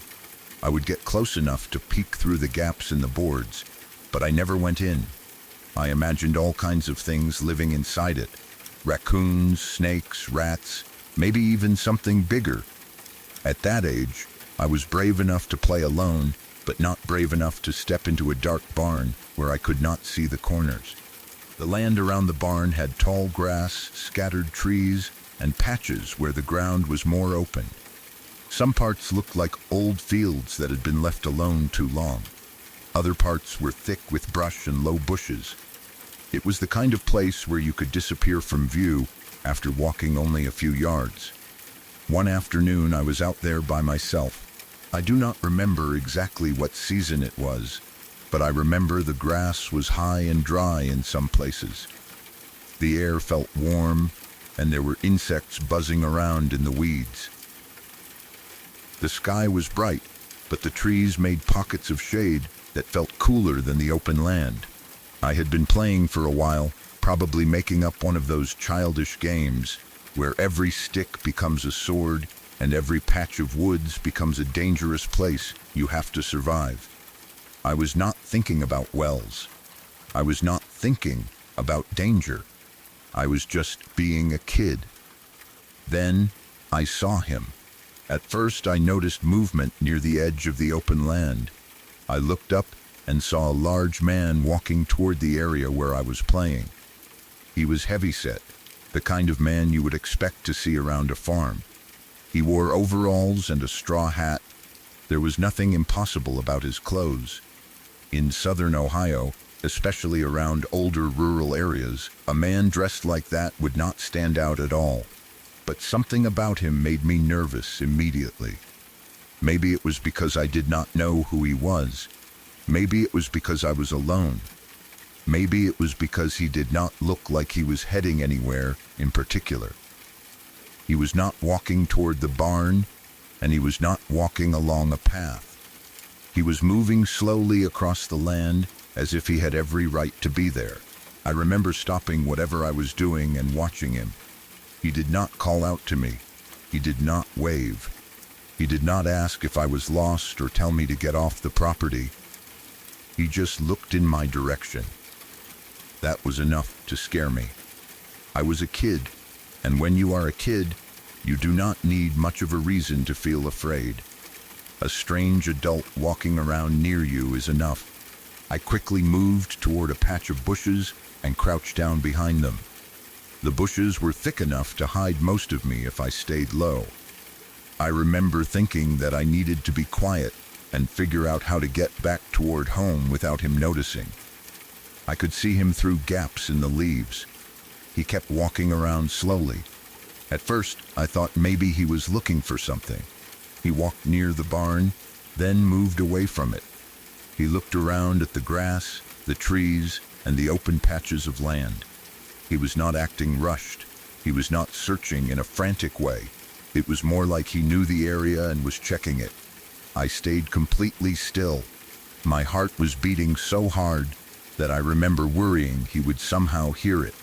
I had dirt on my knees from crouching, and little branches kept poking into my arms, but I did not move.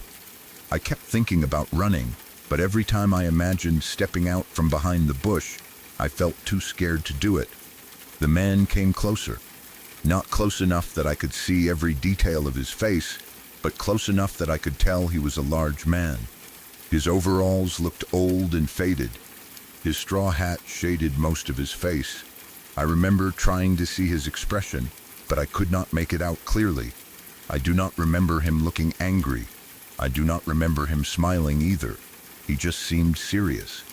Then he stopped. He stood in a patch of grass not too far from where I was hiding. At the time it looked like nothing, just a grassy area, a little flatter than the rest of the land. There was no fence around it, no warning sign, no obvious hole, nothing that would make a kid think twice about walking across it. The man stood there and looked down at his feet. He stayed there for what felt like forever. It may have only been a few minutes, but when you are hiding and scared, a few minutes can feel much longer. He did not move much. He just looked down at the grass. Every now and then, he would lift his head and look toward the bushes where I was hiding. Not directly at me every time, but close enough. It felt like he knew I was there. I remember holding my breath. I remember trying not to rustle the leaves. I remember wondering if he was going to come over and pull me out of the bushes. I had no plan. I did not know whether I should run for home, scream, or stay hidden. I only knew I did not want him to find me. But he never came closer. He stood there, looking at that patch of grass, then looking in my direction. Then he looked down again. It was almost like he was trying to tell me something without speaking. At the time, I did not understand that. I only felt frightened. To me, he was just a strange man watching me. I could not see any reason why he would keep looking at the ground. I did not notice anything special about that patch of grass. I was too focused on getting away. Finally, after standing there for what felt like 5 minutes, he turned and walked away. He did not hurry. He did not look back right away. He just started moving through the grass toward the far side of the land. I stayed hidden for another few minutes. I kept waiting for him to return. I expected to hear him coming back through the weeds or see him appear from behind the barn, but nothing happened. The land became quiet again. The bugs buzzed. The wind moved through the grass. Everything looked exactly the same as it had before. Eventually, I worked up the courage to peek out from behind the bushes. He was gone.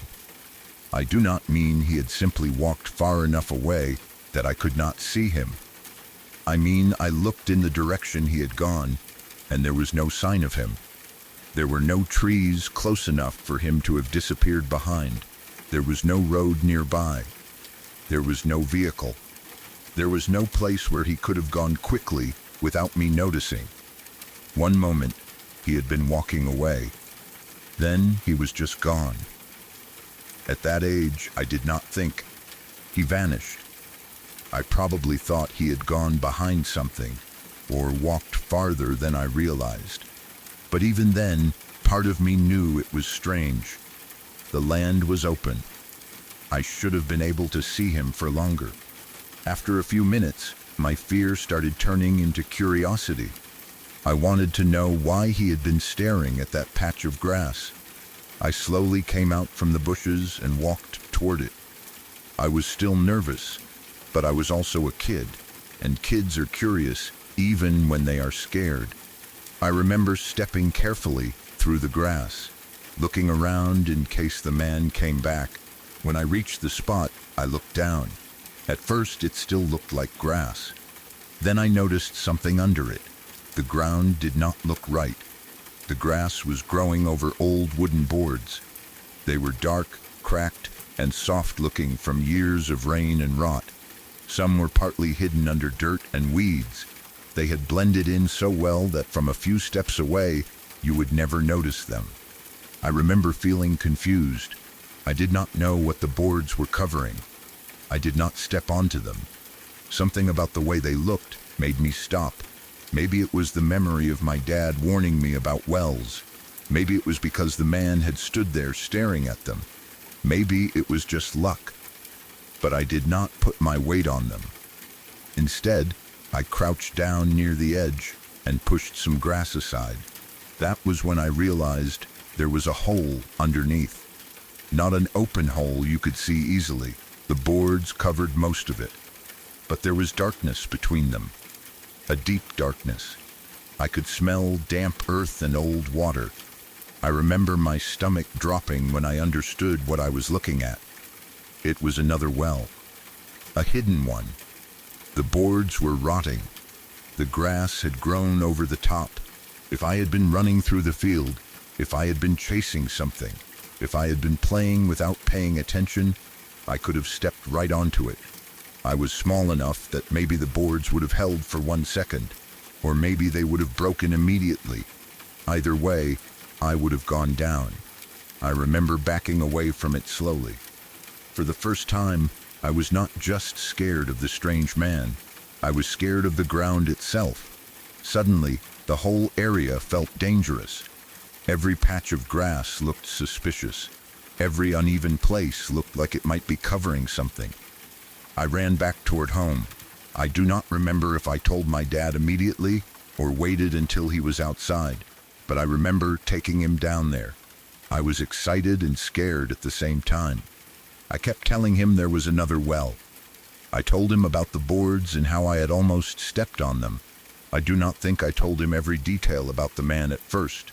I may have been worried he would think I was making it up. Or maybe I did tell him, but I do not remember exactly how I explained it as a child. What I remember clearly is my dad going down there with me and checking the spot. He found it.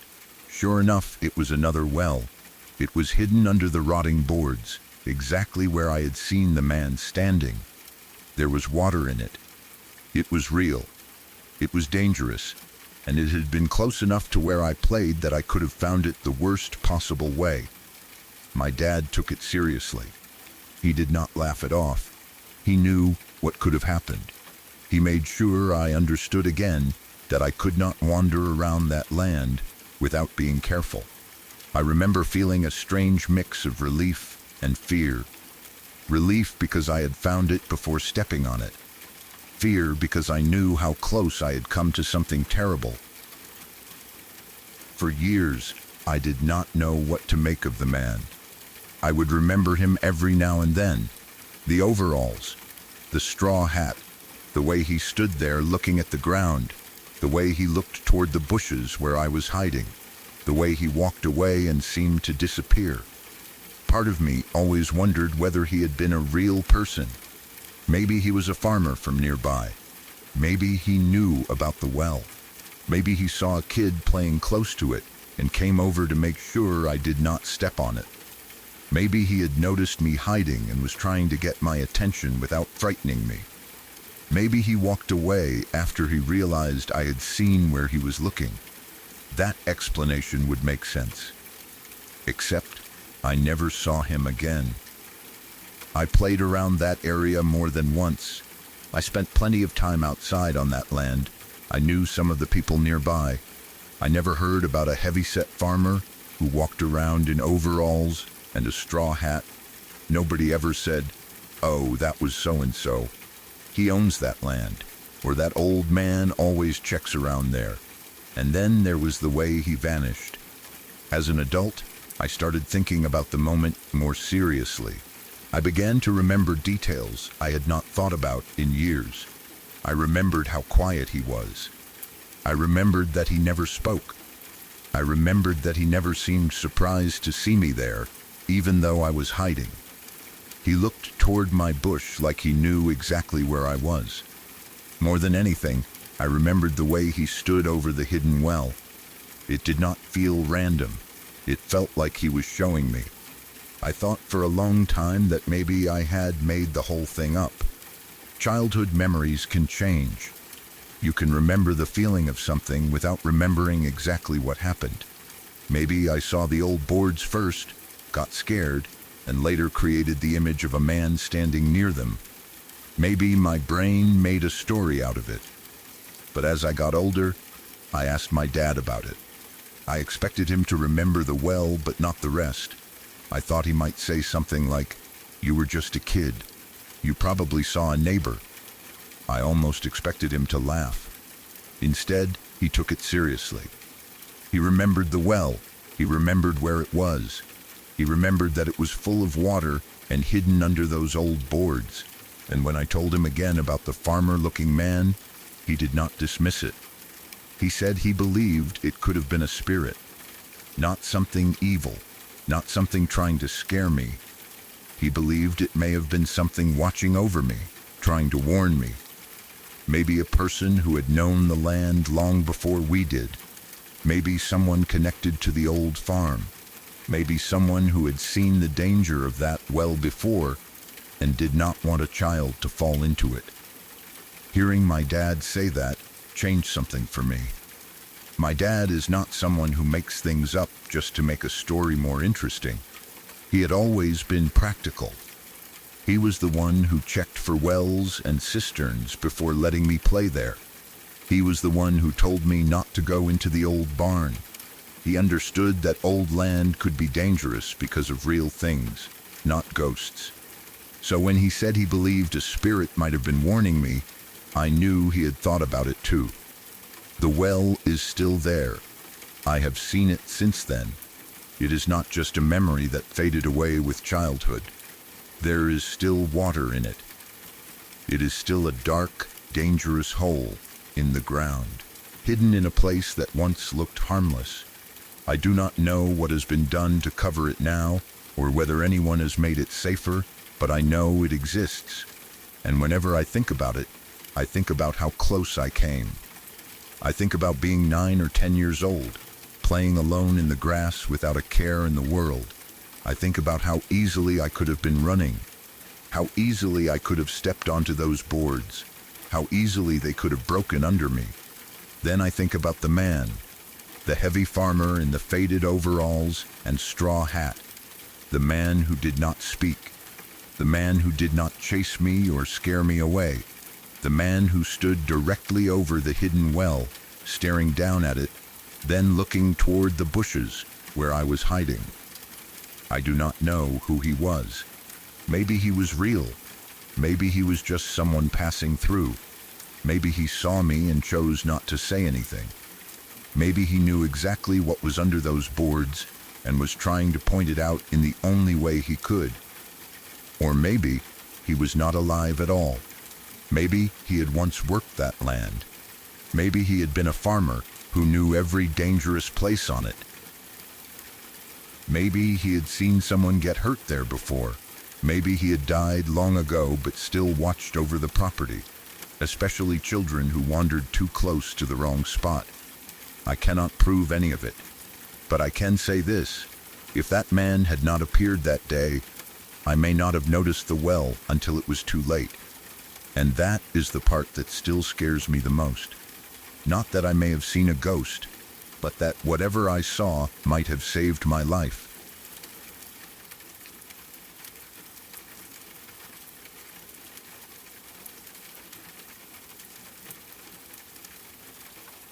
Tonight's stories are over, but darkness has a way of making memories feel closer.